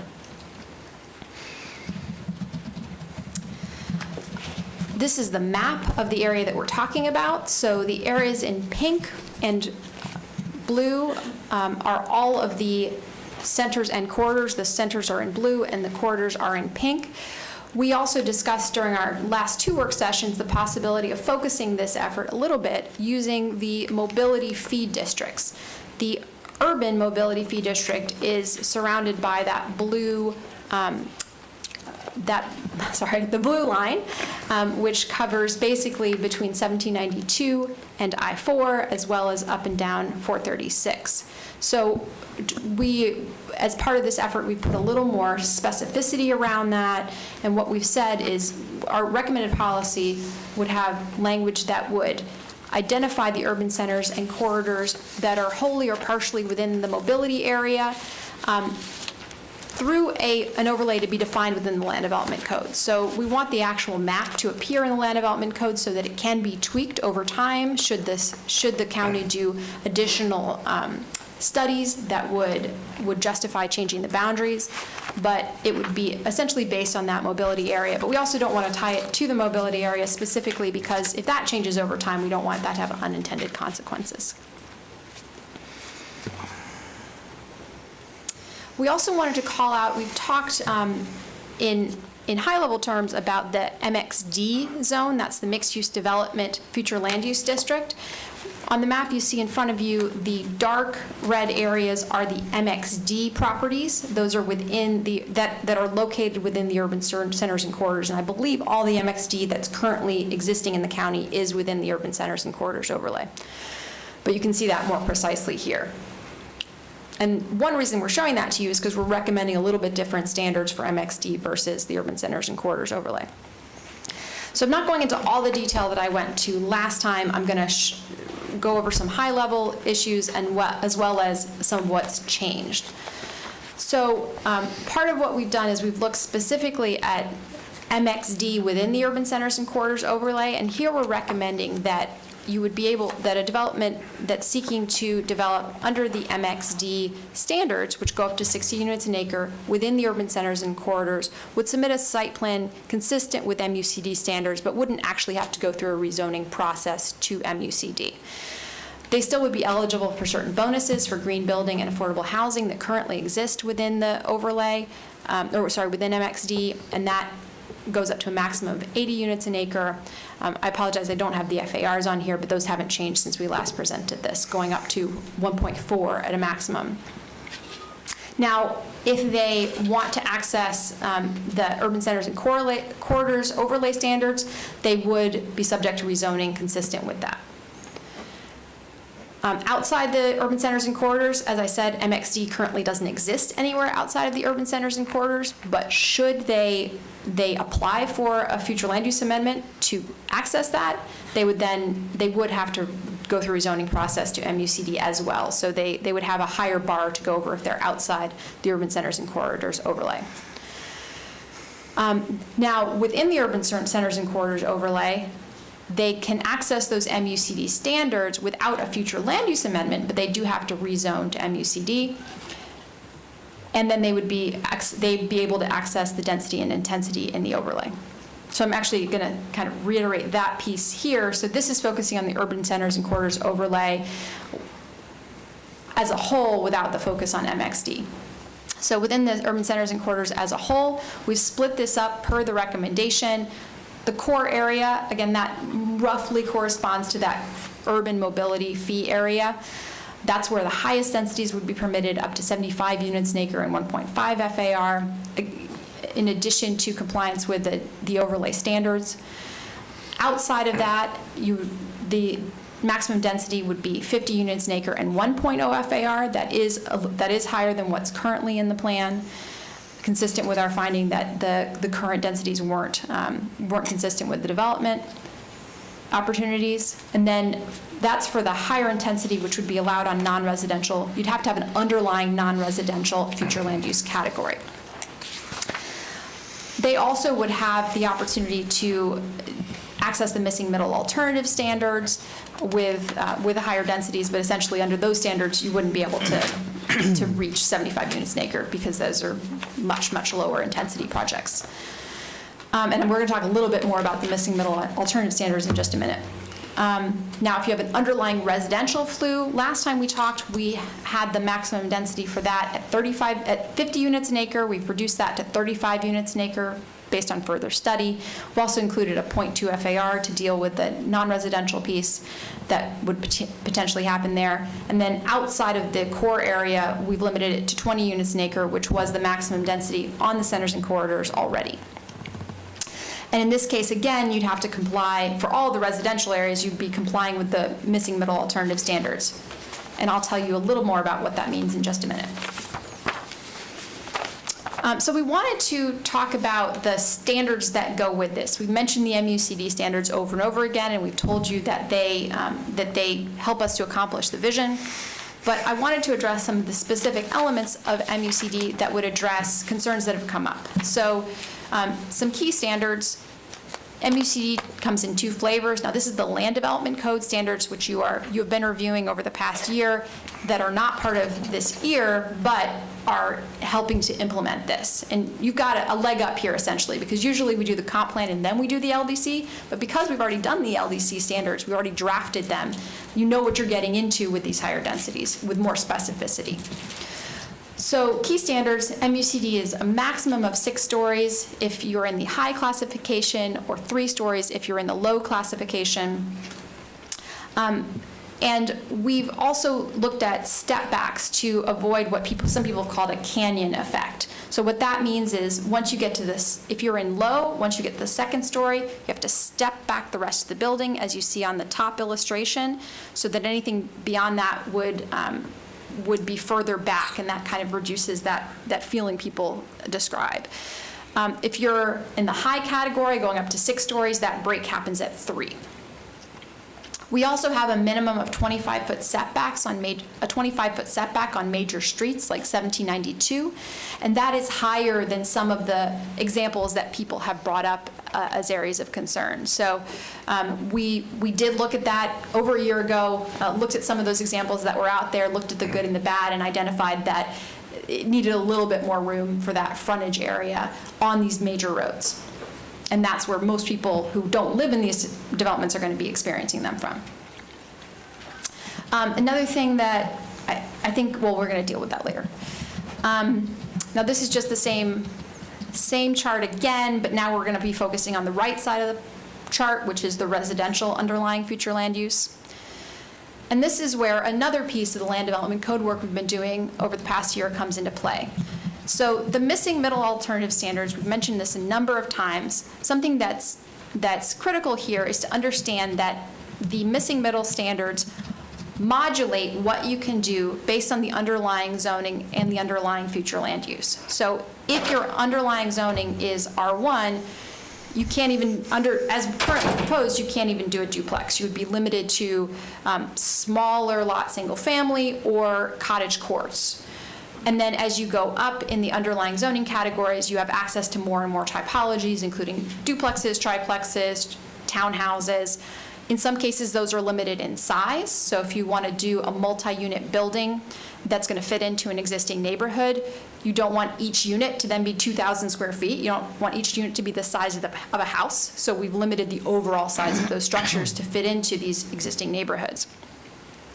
Now, doing the further analysis that comes with this comprehensive plan amendment, we may be recommending some adjustments in the upcoming scope for the land development code, including looking at, there was a higher proportion of properties than we anticipated that have MDR, medium density residential future land use, and an R1 zoning. So we do think that's worth a second look. We're not recommending that change at this time, but as we get into the next process, taking a second look at that and seeing if maybe those actually should come up and have more typologies that are allowed if they do have that medium density residential future land use, which indicates that the county thinks they're appropriate for a little more intense development. But fundamentally, the maximum type of building that could be constructed under this missing middle isn't just allowed everywhere. It's modulated by what your zoning is, which usually is going to match what your neighbor's zoning is. These can also be used in a new development, like a redevelopment of a commercial property, and that would be a very different situation, and you'd be allowed a much broader range of uses, including the more intense typologies.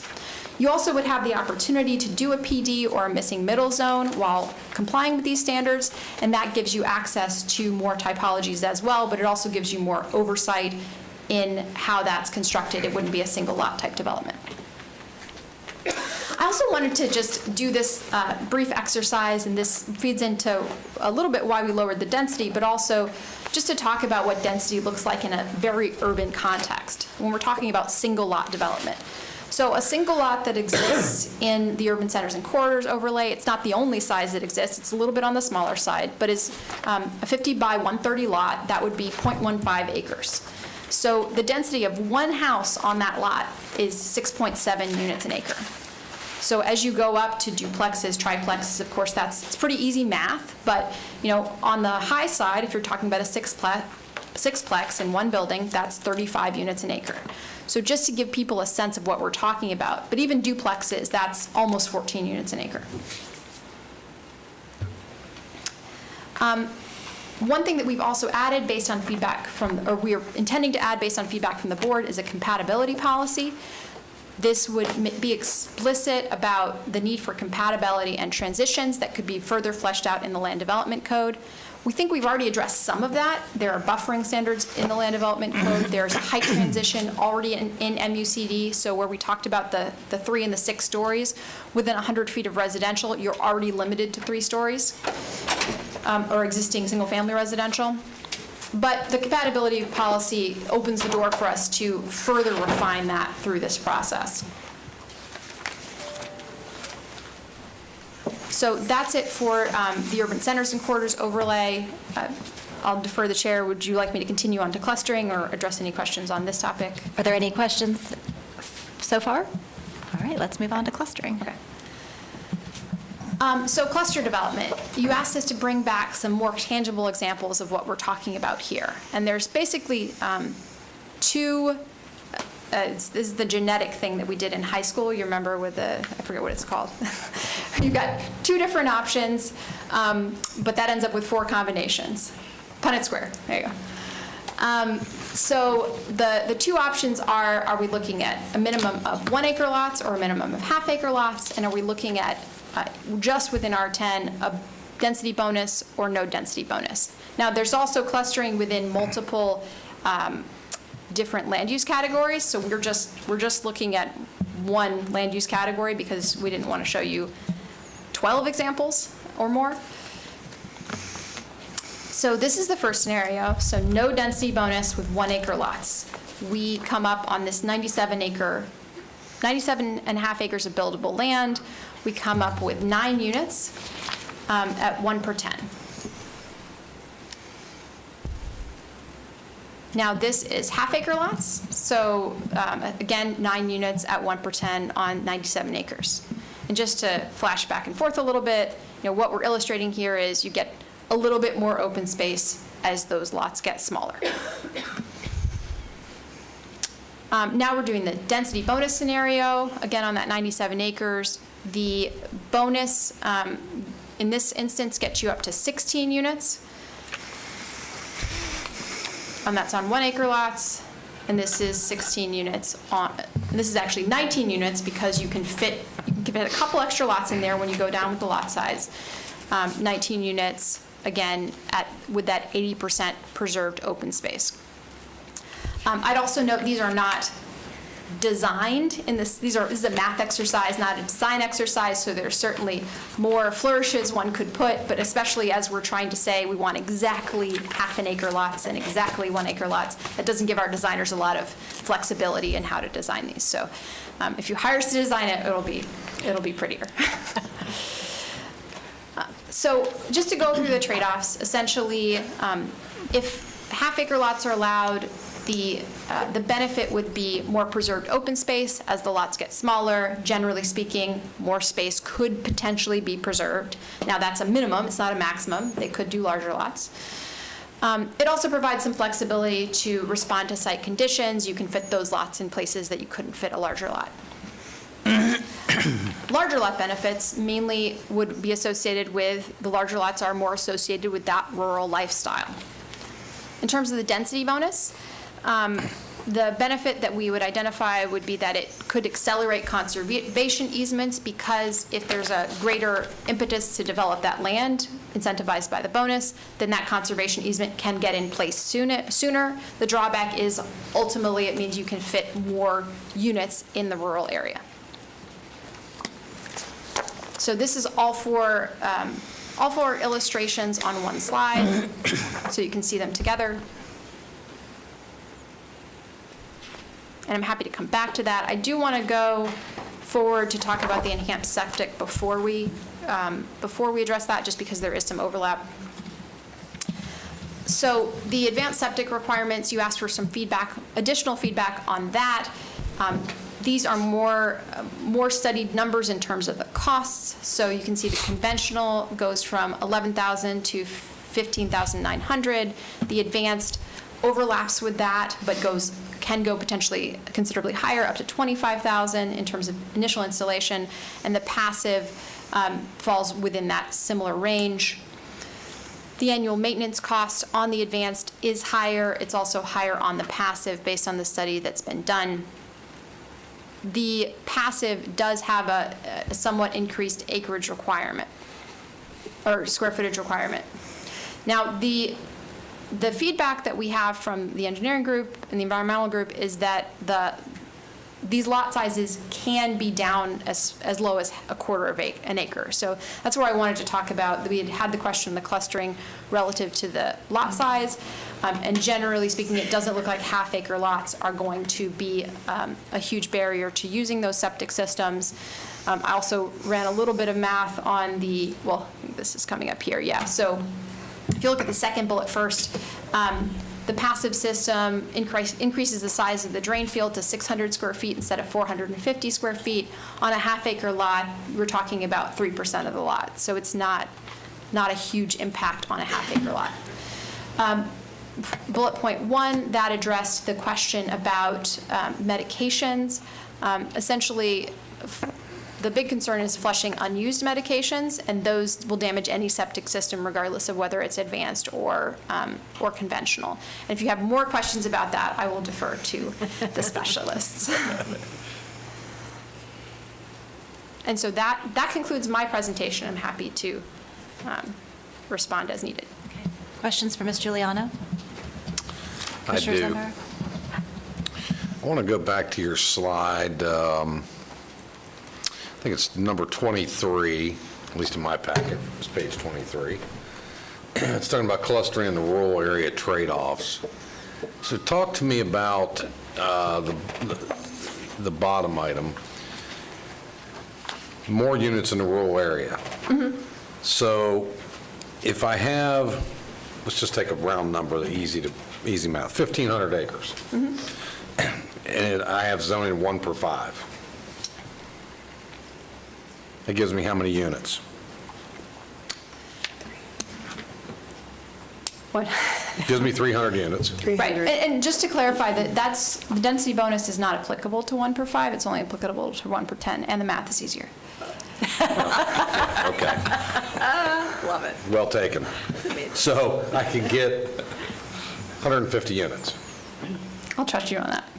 So if I want the density bonus, I get what? You get double the number of units. So 300 units. Mhm. Okay. What's the difference in open green space? So the requirement, just looking at the illustrations that we did, so the density bonus right now. And I understand it's Yeah. going to be based on how the land lays, how much Sure. is wetlands, how much is uplands, I got all that. Let's just take a standard parcel. Sure.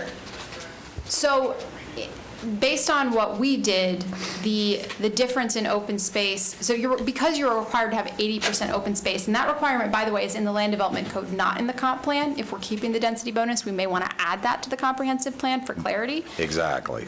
But we were going with that land development code requirement of 80% open space. So essentially, with the 80% open space requirement, we ended up with basically the same amount of open space in both scenarios. And part of that is because we actually couldn't get the full density bonus on the 1 acre lots. But essentially, there was no difference in open space in this scenario. Thank you. So the whole goal really is, if our goal is to give as much open space as possible, I think that's the direction I would favor. The most green space, the most conservation access is where I'm at when it comes to clustering.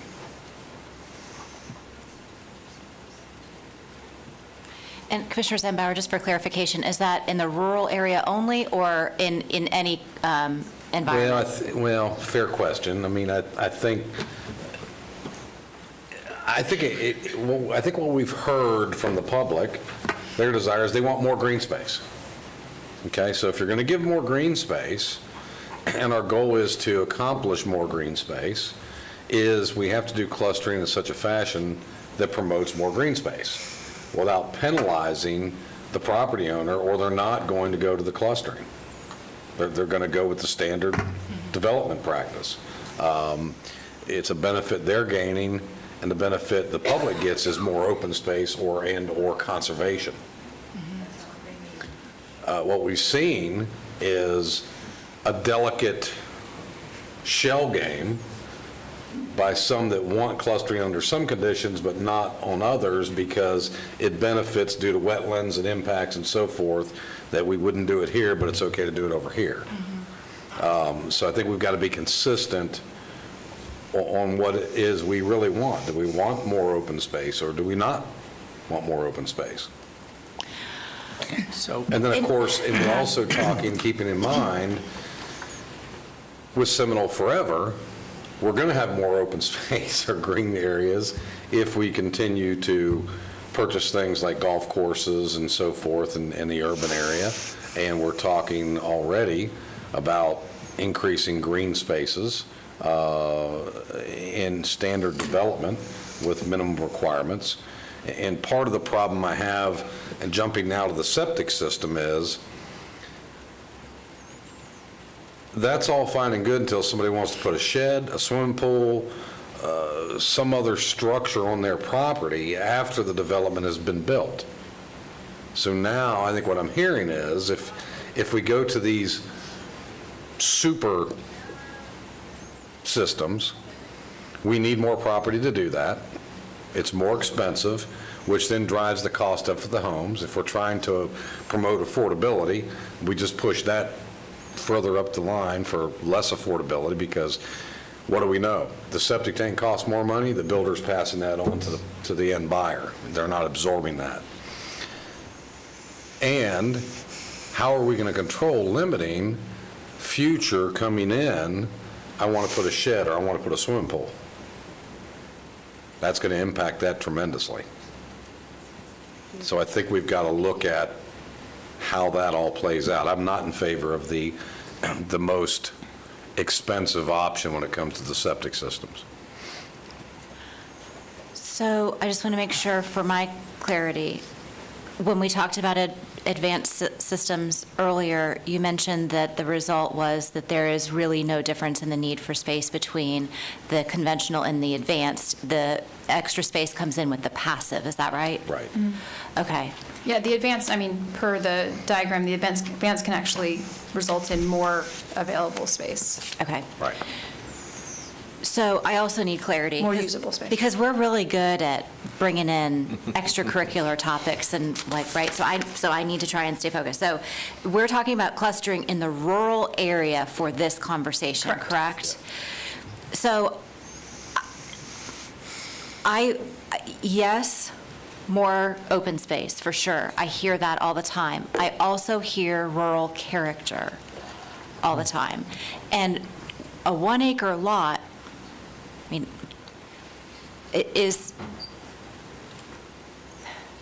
more rural in character than a half-acre lot, right? And so I'm trying to balance in my brain the Santa list of things. Like there are wish lists from every constituency of what we would like, and most of the time it's we want to have our cake and eat it too, and that's not a bad thing. You can want to have your cake and eat it too, but I just want to make sure that we're not taking open space as a primary over character, because I think they're both important from what I'm hearing from the public and for the intents of this, for the purposes of this conversation. I want like a head nod or a, like, you're off base, or yeah, that's, or, because I've got to organize this in my brain. I mean, we are honestly just framing the trade-offs because they are indeed trade-offs. Right. Okay, Ms. Hammock, and then Commissioner Herr, and then Commissioner Constantine. Thank you, Commissioner Lockhart. For the record, Rebecca Hammock, Development Services Director. And just to clarify the feedback that we're trying to, or the policy direction that we're trying to receive from the Commission, the issue here is there's some inconsistencies between our clustering provisions within the Land Development Code and the Comprehensive Plan. So within the rural area, you can cluster under any of the future land use designations. And if you do cluster, which means you still have to maintain your allowable density per your future land use designation, but you can have a minimum lot size of a half acre. But we also have within the R10 future land use designation and then the corresponding A10 zoning district, the ability to have a density bonus, which that requires the 80% open space requirement. But then within the other future land use designations, you can cluster down to a half acre with 50% open space. And then R10, A10, you can cluster with the 80%, but that actually, with that density bonus, that actually requires a minimum lot size of 1 acre. So that's where we're trying to create the consistency between the two, and we're trying to get policy direction on, do we want to allow half acre in all of the scenarios within the rural area, or do we want to just allow the minimum lot size of 1 acre? So half acre versus 1 acre. Okay, thank you for clarifying a not uncomplicated situation. Commissioner Herr, I saw your hand go up first. So, from my perspective, if you look at, I'm going to start with bottom left and then bottom right, and those are about the same number of units. Do you agree? There's 3-unit difference. Yeah, so pretty close. Yeah.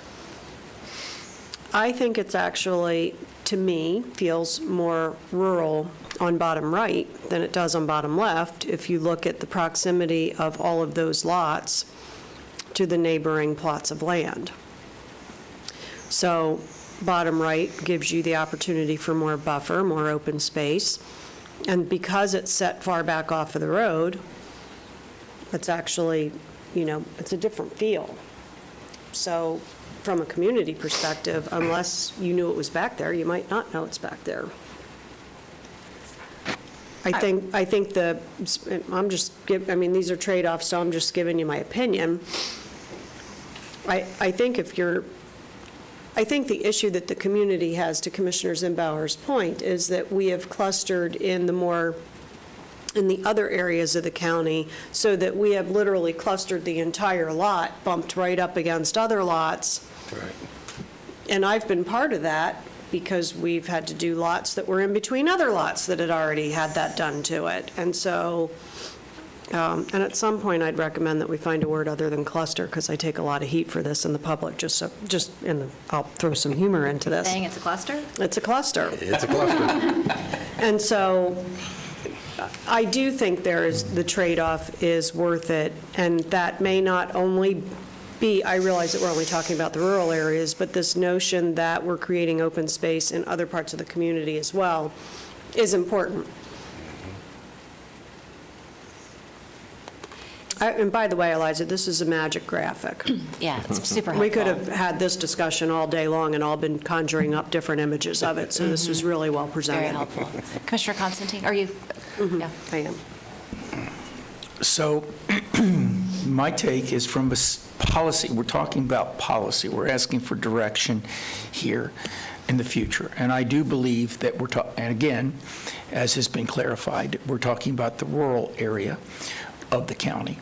And I do believe that there is a flavor of the rural area that the more we make the lots smaller, the less it is rural or putting in that kind of feel that the citizens have come to enjoy in that area, and something that we fought for so hard in the rural boundary. So to me, again, and I've said this before, ask any developer, the greatest bonus to a cluster is the fact that it costs less to build because they are together as opposed to separate, not the fact that they get additional units necessarily. And anyway, that shouldn't fall into our equation. So to me, if you're looking at the 4, I think that the no density bonus 1 minimum acre is the way to go in the rural area. How many chickens can I get in the bottom right box? I'm just kidding. I'm just totally kidding. Commissioner Zembauer. So staff, I think it'd be a fair assessment. Based on what it is now, what changes on any of these scenarios? Based on what is permissible now, can you walk through each one of these and tell us how that impacts what currently exists under A10, A5 in the rural area? So if the board were to give us direction that any type of clustering subdivision within the rural area is required to be a minimum of 1 acre, it won't impact what's currently allowed in A10 or R10, but it will impact the other future land use, or the other future land use category. Well, it actually will impact all of them other than the density bonus provisions. Right now, the density bonus provisions require a minimum of 1 acre lot size. But for any other type of clustering within the rural area, it would impact those. Because right now, you can cluster within the rural area down to a minimum of a ½ acre lot size. Thank you. So my position would be is, at the end of the day, if it's 1 per 5, it should be 1 unit on 5 acres. If it's 1 per 10, 1 unit on 10 acres. The clustering was brought in back when the entire rural boundary was being contemplated to help property owners see some benefit of staying in the rural boundary versus asking to be out of the rural boundary and getting that additional bonus of development on their property in a rural setting. I think it could be argued to Commissioner Herr and Commissioner Lockhart's point, what is agriculture or what is rural in nature? I mean, you can have a ½ acre lot that's rural. I mean, there's plenty of communities across this country that are rural that are quarter acre lots. If you're going to talk about rural means you're going to have horses or ponies or goats or whatever, then you're back to a 5 acre minimum tract. To me, I would be okay evaporating the bonus completely. However, I would like to have guidance from our legal counsel based on what the voters approved back in 2004 and what those property owners agreed to or had an understanding of what their benefits were going to be if they chose to stay within the rural boundary or chose to get out of the rural boundary. And I think that's going to be something we've got to consider, and maybe we don't. I mean, what the voters approved is this 5-member board can make a decision to change that at any given time. So the question is, does this board want to change what the voters approved initially and knew and understood what would occur and what those property owners may or may not receive based on what we decide now on what they're understanding, what they received back when the rural boundary was put in place? So maybe what we need to do also is make sure that we understand the timeline of when the clustering provision went into place and when that was put before and if it was included and all that. We need a little history lesson, I think, would be helpful. But at the end of the day, for the record, I'm okay. If it's 1 per 5, you can build 1 unit on 5 acres. If it's 1 per 10, you can build 1 unit on 10 acres. So take the clustering out. I would take the cluster completely out. Now, what that means is you're going to have places that eventually would look like Dallas-Fort Worth, where you have these big square homes in cow pastures, 1 every 10 acres with no trees, and you're looking going, who did all that? drive out Wolf Branch. Yeah, Commissioner Hurd. So- Yeah, okay. So I'll just play devil's advocate for a minute. I have similar concerns with that as you did with the quarter-acre lot, and how do they put the pool, how do they put the whatever.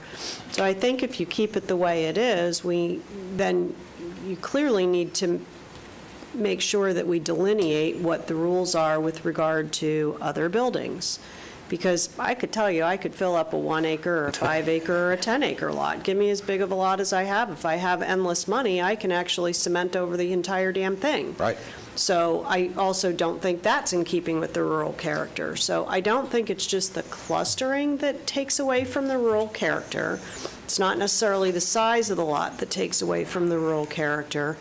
It's the way it's built and what's allowed to happen after the fact as well. And your comment about areas of the country where it's the big house, and that's in Florida as well. Right. But then over time, if you go back, you see then there's the second dwelling, and then there's the big barn that's not really a barn, and then there's the... Right, and to that point, and I think what really boils down to is, when the voters of this county approved the referendum, it was never contemplated, nor were there any design standards contemplated, that it was going to be, quote, rural. It was called the rural boundary because it was rural at the time and before, and now we see citizens want to apply design standards being rural. Here's the reality. You can go to places, Seminole Woods, okay? It's paved roads. Okay, some people have horses, got it. You can go over in Chuliota, Mills Creek, Mills Estates, gated communities with $4 million mansions with 5-car garages, big swimming pools, the whole night, just like it is in Heathrow. You could, if you didn't know you were in Chuliota, you could say you were in Heathrow. It's no different, but it's in that rural boundary. So I think, we have to understand the rural boundary is a boundary that controls density, and that's what the voters were told. It's going to control the density and promote preservation and open green spaces and so on and so forth. It was never told to the voters that it's going to be rural by design. Now, by a certain extent, that automatically happens because the market drives people wanting 5-acre tracts to bring their children, their horses, in open spaces. So you get a lot of that. But there are plenty of people that have 5 acres out there that have nothing but a mobile home sitting on it with trash sitting all around. I mean, that's the reality. There are other people that have 5 acres out there with a mansion on it and nothing else. It looks like a city home.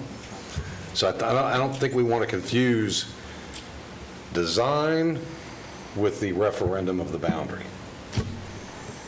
Point well taken. Ms. Hammack?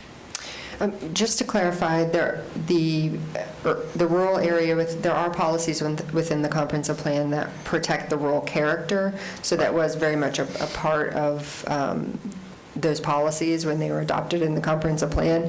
And we do have rural design standards related to non-residential development that was vested within the rural area. So I guess our question for this, because we do have to move forward with approving the ear-based amendments or bringing the ear-based amendments forward to you, is do we want to try to remedy that inconsistency between the half-acre and the 1-acre clustering provision now, or do we want to just leave it as is? Well, I'm fine making it consistent, but I think the attorney needs to give us... Yeah. Commissioner Constantine? Yeah, I mean, I think we can make it consistent right now, and as I've said, go to the minimum 1 acre and no density bonus, and we could make that very consistent. And I think that we've talked a lot about, design and people's attitudes and what they thought. The fact of the matter is, I think that the 1 minimum acre and no density bonuses is the best idea going forward in the rural area, which is consistent with our land development code, or our comprehensive plan policy, I believe, is what you said, correct? For just straight clustering with no density bonus provisions within the rural area, it allows a minimum lot size of a half acre. If you utilize the density bonus provisions within the R10 and the A10, that requires a minimum of 1 acre lot size.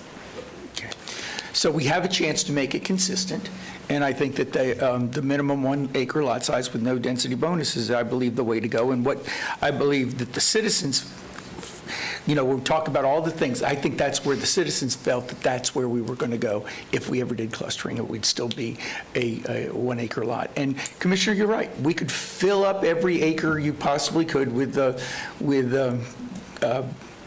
concrete. Fortunately, you can't always do that with setbacks. But the fact of the matter is that for a rural flavor, that would be more consistent, I believe. So I just want to make sure we're not taking something away that exists already. We are. If We go- are.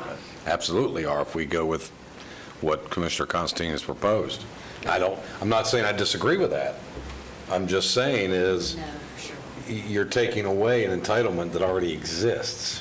Don't know that I'm cool with that. I agree. The entitlement exists. I mean, you want to talk about financial ramifications. So maybe, question to staff. So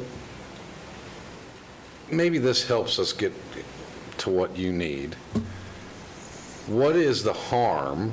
Is it causing heartburn for staff on the inconsistency? Is it too hard to manage? Is it pressure from the public? Is it pressure from us? Is it just easier to make it all consistent? I mean, why are we trying to Yes to all. change what exists? I mean, has there been a problem thus far? I mean, it's not a widespread problem, but it is an issue that did come up.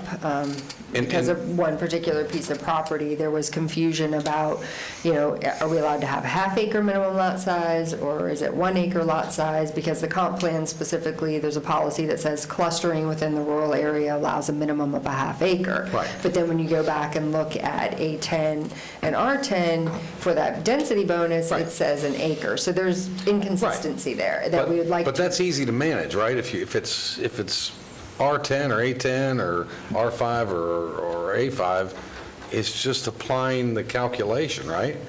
Because I'm going to give you an example. Let's just take the sore subject of Rivercross, the Clayton property. That was always understood when we went door to door and had conversations about the rural boundary coming into place. And Charlie Clayton understood that he was entitled to cluster on that property under the guidelines if he wanted to. Now, of course, Charlie's no longer here. We know what's happened historically, and we know where we are right now with that and what somebody crazy idea they wanted to do over there. If we change it, we are taking away entitlements on some parcels. I can't sit here and tell you how many parcels that is, how many property owners that affects. At the end of the day, and the whole premise of originally putting it in was to encourage open space. Right.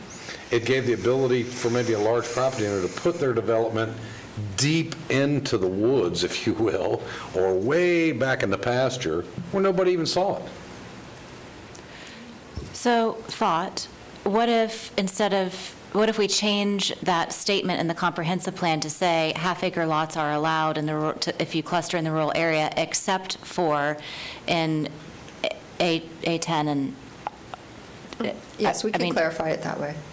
I mean, that would, if the issue is that somebody read it and they got confused because it said something different somewhere else, then maybe we just make it clear what the intent is in that one piece. I like that. Good We can do point. that. Like it. If it's just a misunderstanding, you're correct, absolutely. Thank you for asking the question, because that's great. Commissioner Constantine? Yeah, but at the same time, and I see where you're going from, but clustering was to get more open space and to provide, the density bonus was to provide people to take advantage of it. But we really haven't people knocking the doors down to do that. It's, most of them are going in with the standard, the development and everything. And that's why I was sitting here trying to find which would be the best way to try to get those that do want clustering to take advantage of it. I don't know if the half acre will do it or not, but if there's, if it's all about just a clarification issue, I guess, at this point, I'm willing to go along with that. But I truly believe that, if you're going to build in the rural area, people are going to look at it and say, I want more space as far as my property goes. And that's why I was thinking the 1 acre. And to that point, here's what I would tell you. Is you talk to any savvy realtor in the Orlando MSA, if they have a client that's looking for acreage, they're coming to Seminole County for 5 or 10 acres. You just can't find it historically, good dry land in Osceola or Orange. We have a great deal of folks who actually have businesses or work in Orlando that live in Seminole because they want their children to have horses or have that extra land and all that. And what it's done is it has driven the price of land through the roof in the rural area.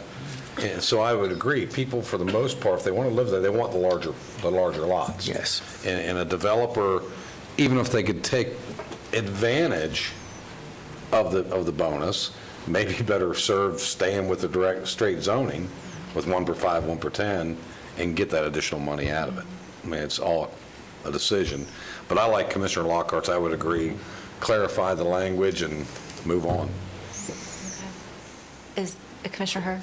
I like to clarify the language and move on. I would also add that if you are, if you're talking about the difference between 1 acre and a half an acre, I think it's, we haven't talked about fertilizer and lawns and all of that, and I don't want to bring that topic up, but I'm going to. I would rather have fertilizer on a half an acre because these are going to be manicured yards at an acre. At an acre, you're not leaving it natural for the most part. Maybe, maybe not, but not in these neighborhoods. Yes. And by the way, I think we compete with Lake and Volusia County for people with acreage. Yeah, but they don't have all the good things we have here yet, Seminole.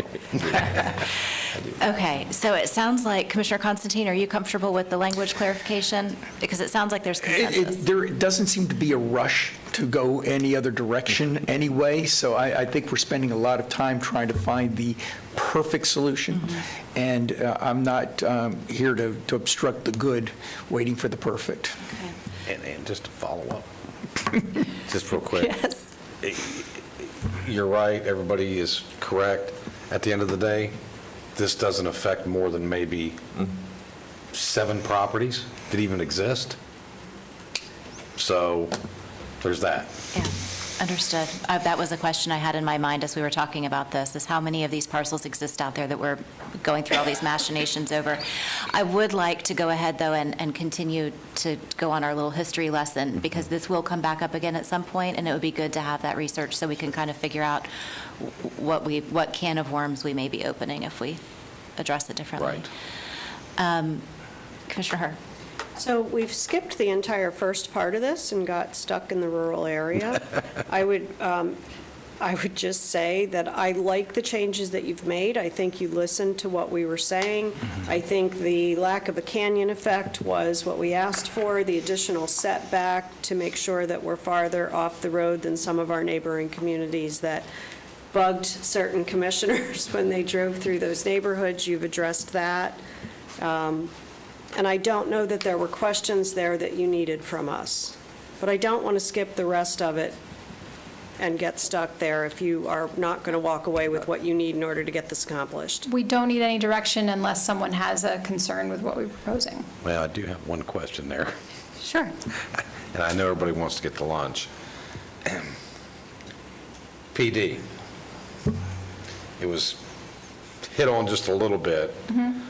And I'm certain I heard the statement was typically the neighbors are going to have the same zoning as the property next to it.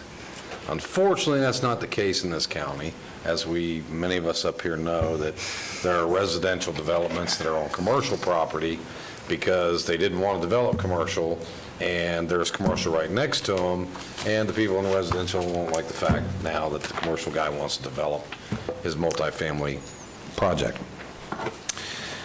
It's important to me, at least, in this whole PD process, we've got to get away from PD is the vehicle to circumvent the rules and regulations.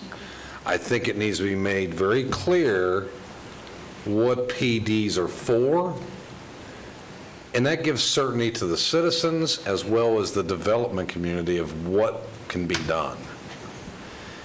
The PD gets a little twisted, and we try to plug square pegs into round holes, and then we get up here and we all think we can, negotiate all these things, and Commissioner Constantine's telling me he wants 3 times the amount of open space, and he wants this, and, I want no lights shining in the neighbor's yard, and staff's already said, well, you're going to have design standards. Why? Because we can demand that under the PD. All of these things need to be tied up that a PD should be a rare exception, real rare, and only because it's some kind of funky lot or zoning category that otherwise doesn't fit. And I understand you need the flexibility. I appreciate the flexibility, but the 3 or 4 or 5 years I spent on P&Z, and now the 5 years I've been here, PDs are always a problem. They're a problem for the public, they're a problem often for the developer, and a lot of times the developer gets the benefit of the doubt instead of the citizens. And then we have, on other occasions, where we're invoking design standards on this project from staff level that the piece right next door does not even have the same design standards. So I'd like to tie that up in a pretty bow so there's certainty for both sides, so the developer's not coming in going, hey, I don't really want to do straight zoning, I want to have this, this, and this. That way, we don't get into these battles. It's clear, there's clarity, and I understand there's going to be exceptions to the rule where a PD makes sense. That my thought process on that first section, we really need to be tying up that PD, because every time I hear, there's occasions we got these PDs we could go, well, that usually causes problems. Before we move to Commissioner Constantine, would you like to address Commissioner Zembauer's comments? Yes, please. Again, for the record, Rebecca Hammack, Development Services Director. As part of the Land Development Code update that we've been working on, that will be before you on the 24th, we were directed by the board to go back and strengthen the PD section of the code, so there is language that we're proposing amendments to the PD section, which requires even more stringent, regulations related to when you would qualify for a PD. But there are provisions within the PD section of the code, since it is a negotiated zoning district, that, the board and staff can request additional requirements that aren't part of the land development code, like architectural design. Because the idea is that if it is a unique development that doesn't fit within our straight zoning categories, you do have the ability to apply for a PD, but then staff and the board have the ability to put conditions upon the PD to create compatibility. Understood, and therein lies the problem, because staff is going to request certain things, and then it comes to this board, and we're going to look at what staff's brought us and go, hey, well, we want another 20-foot setback, or we want, we don't like that brick facade that you're proposing, we'd like to have stone instead. By that time, the developer has spent maybe hundreds of thousands of dollars to get through staff, engineering, to only come here and find out we're going to demand more or negotiate more, or expect to negotiate more. We just need to tie it up much tighter. And so when it was brought up earlier today that PD would be one option, it's like, yeah, I got it, but maybe not. Thank you. Yeah, and unfortunately, that is the inherent nature of a PD, is that back and forth negotiation. Hopefully, if a developer does their due diligence and, does their homework in speaking with the public, does their community meetings, speaks with the commissioners. They can do a lot of that preparation in advance of the public hearing. Because on the other hand, without the PD, we might just have a lot of, note that use is incompatible and we wouldn't be able to recommend approval. Understood, and the problem is, Constantine, I know you want to say something. I got you. Because you keep going. You keep going. Go ahead. Well, I want to get to the end of my point, okay? And then you can have, Chair will give you the floor, I'm sure.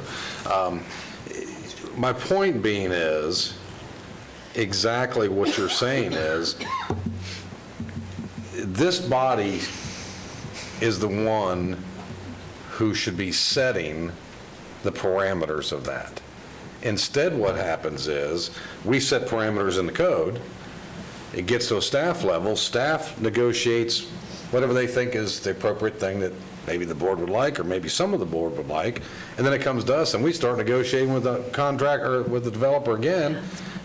It doesn't make sense. If we tie it up, if we give you policy on what we expect to see in a PD, if it's design standards, great. If it's not, then we should not be invoking that at that level or at our level. It needs to be clarity to the developer and understand what that should be. There are process opportunities for sure there that we'll definitely need to And address. we've had that discussion, staff's had that discussion as well. Commissioner Constantine, before you, Okay, everything that everybody has said, it comes to this point. And this is what all I was trying to make. It's on us, okay? It's like, and this is not a reflection of this commission, it's a reflection of commissions even before us. It's like Pavlov's dog. The developer sees that they can get more out of PD with less requirements because we haven't been negotiating on our side. And that's because of the message that we've sent to the staff. And so the fact of the matter is, it's incumbent upon us to, and a lot of the things that Commissioner Zimbauer said, I was going to say in another way, but it's true. We've got to send the message that PD is the exception, not the rule. And that when you did a PD, it's not about the developer getting more density without any more requirements. And so I think the staff is starting to get that, because we have constantly in PDs tried to say, where are we? What are we doing? What are we getting, as opposed to just what they're getting? But until developers understand that there's going to be consequences, not just positive for them, but that both sides are going to get something out of a PD, they're going to continue to ask for it, thinking that they're going to get more than if they did the straight zoning. Commissioner Zimbauer. Just to follow up, I'll try to be short. It's 12:35, my friend. I understand. I think what I'm trying to say is we need to tighten it up. Basically, we need guidelines that say, if you're going to do a PD, you're going to do X. If you're going to do a PD, you're going to do X, Y, and Z. Instead, we've left it up interpretation to staff because we don't have rigid enough guidelines, and then it comes to us and we negotiate something completely different. Each property. So I think the county manager is going to bring that very conversation back to us.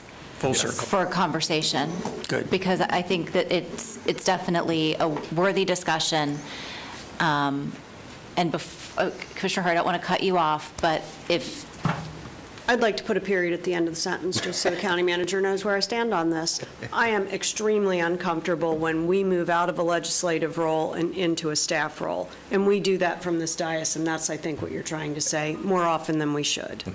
And so that means that we should be putting code in place that keeps us out of that position, and I think that's the 30-second summary of what Commissioner Zimbauer is attempting to say. I don't want to be a planner. I'm not going to be a good planner.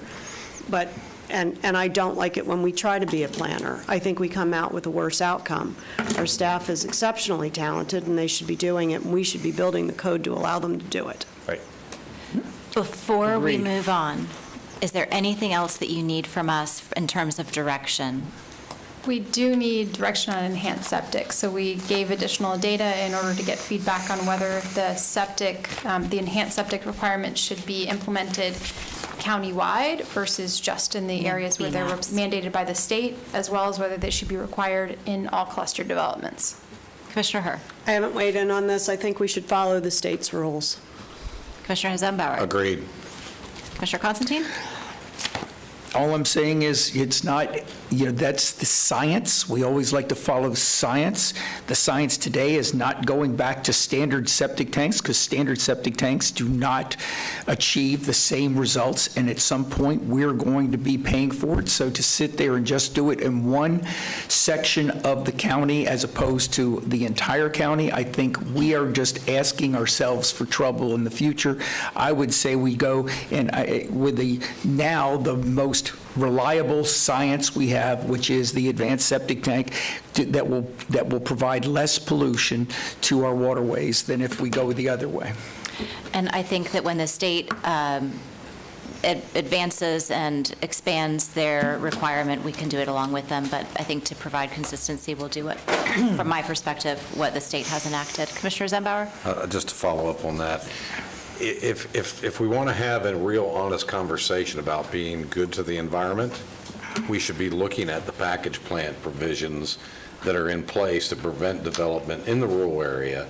If the citizens and us really want to be good stewards of the environment, we should allow, whether it's in the rural area or not, try our best to eliminate septic tanks completely and push the developer towards a package plant that is only specific to that development. It cannot be expanded, cannot go off-site, cannot be utilized by the county or any other property owner, or it's just an excuse otherwise. I'm happy with that. Yeah, I agree with that.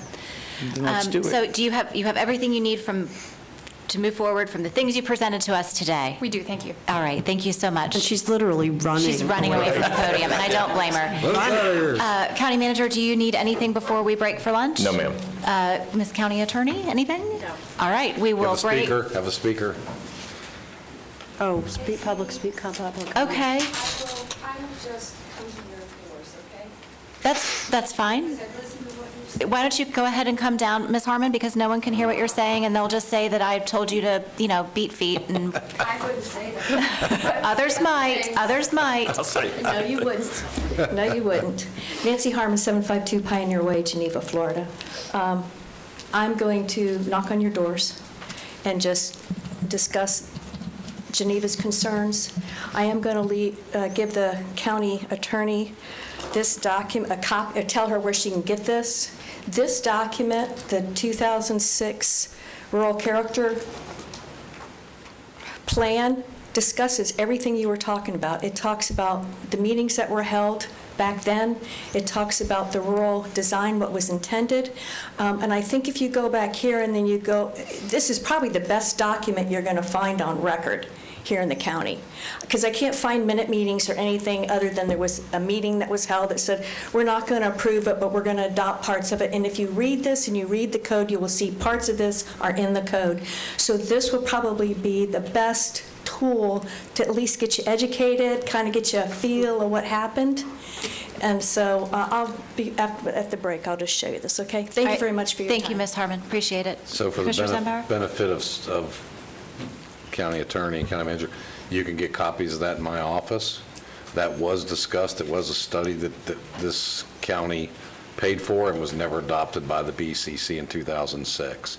Instead, there were portions extracted from it and put into the code as part of that study, but they never adopted the entire study. It talks about design standards and all kinds of other things. And I've got copies of that I'm happy to share. Great.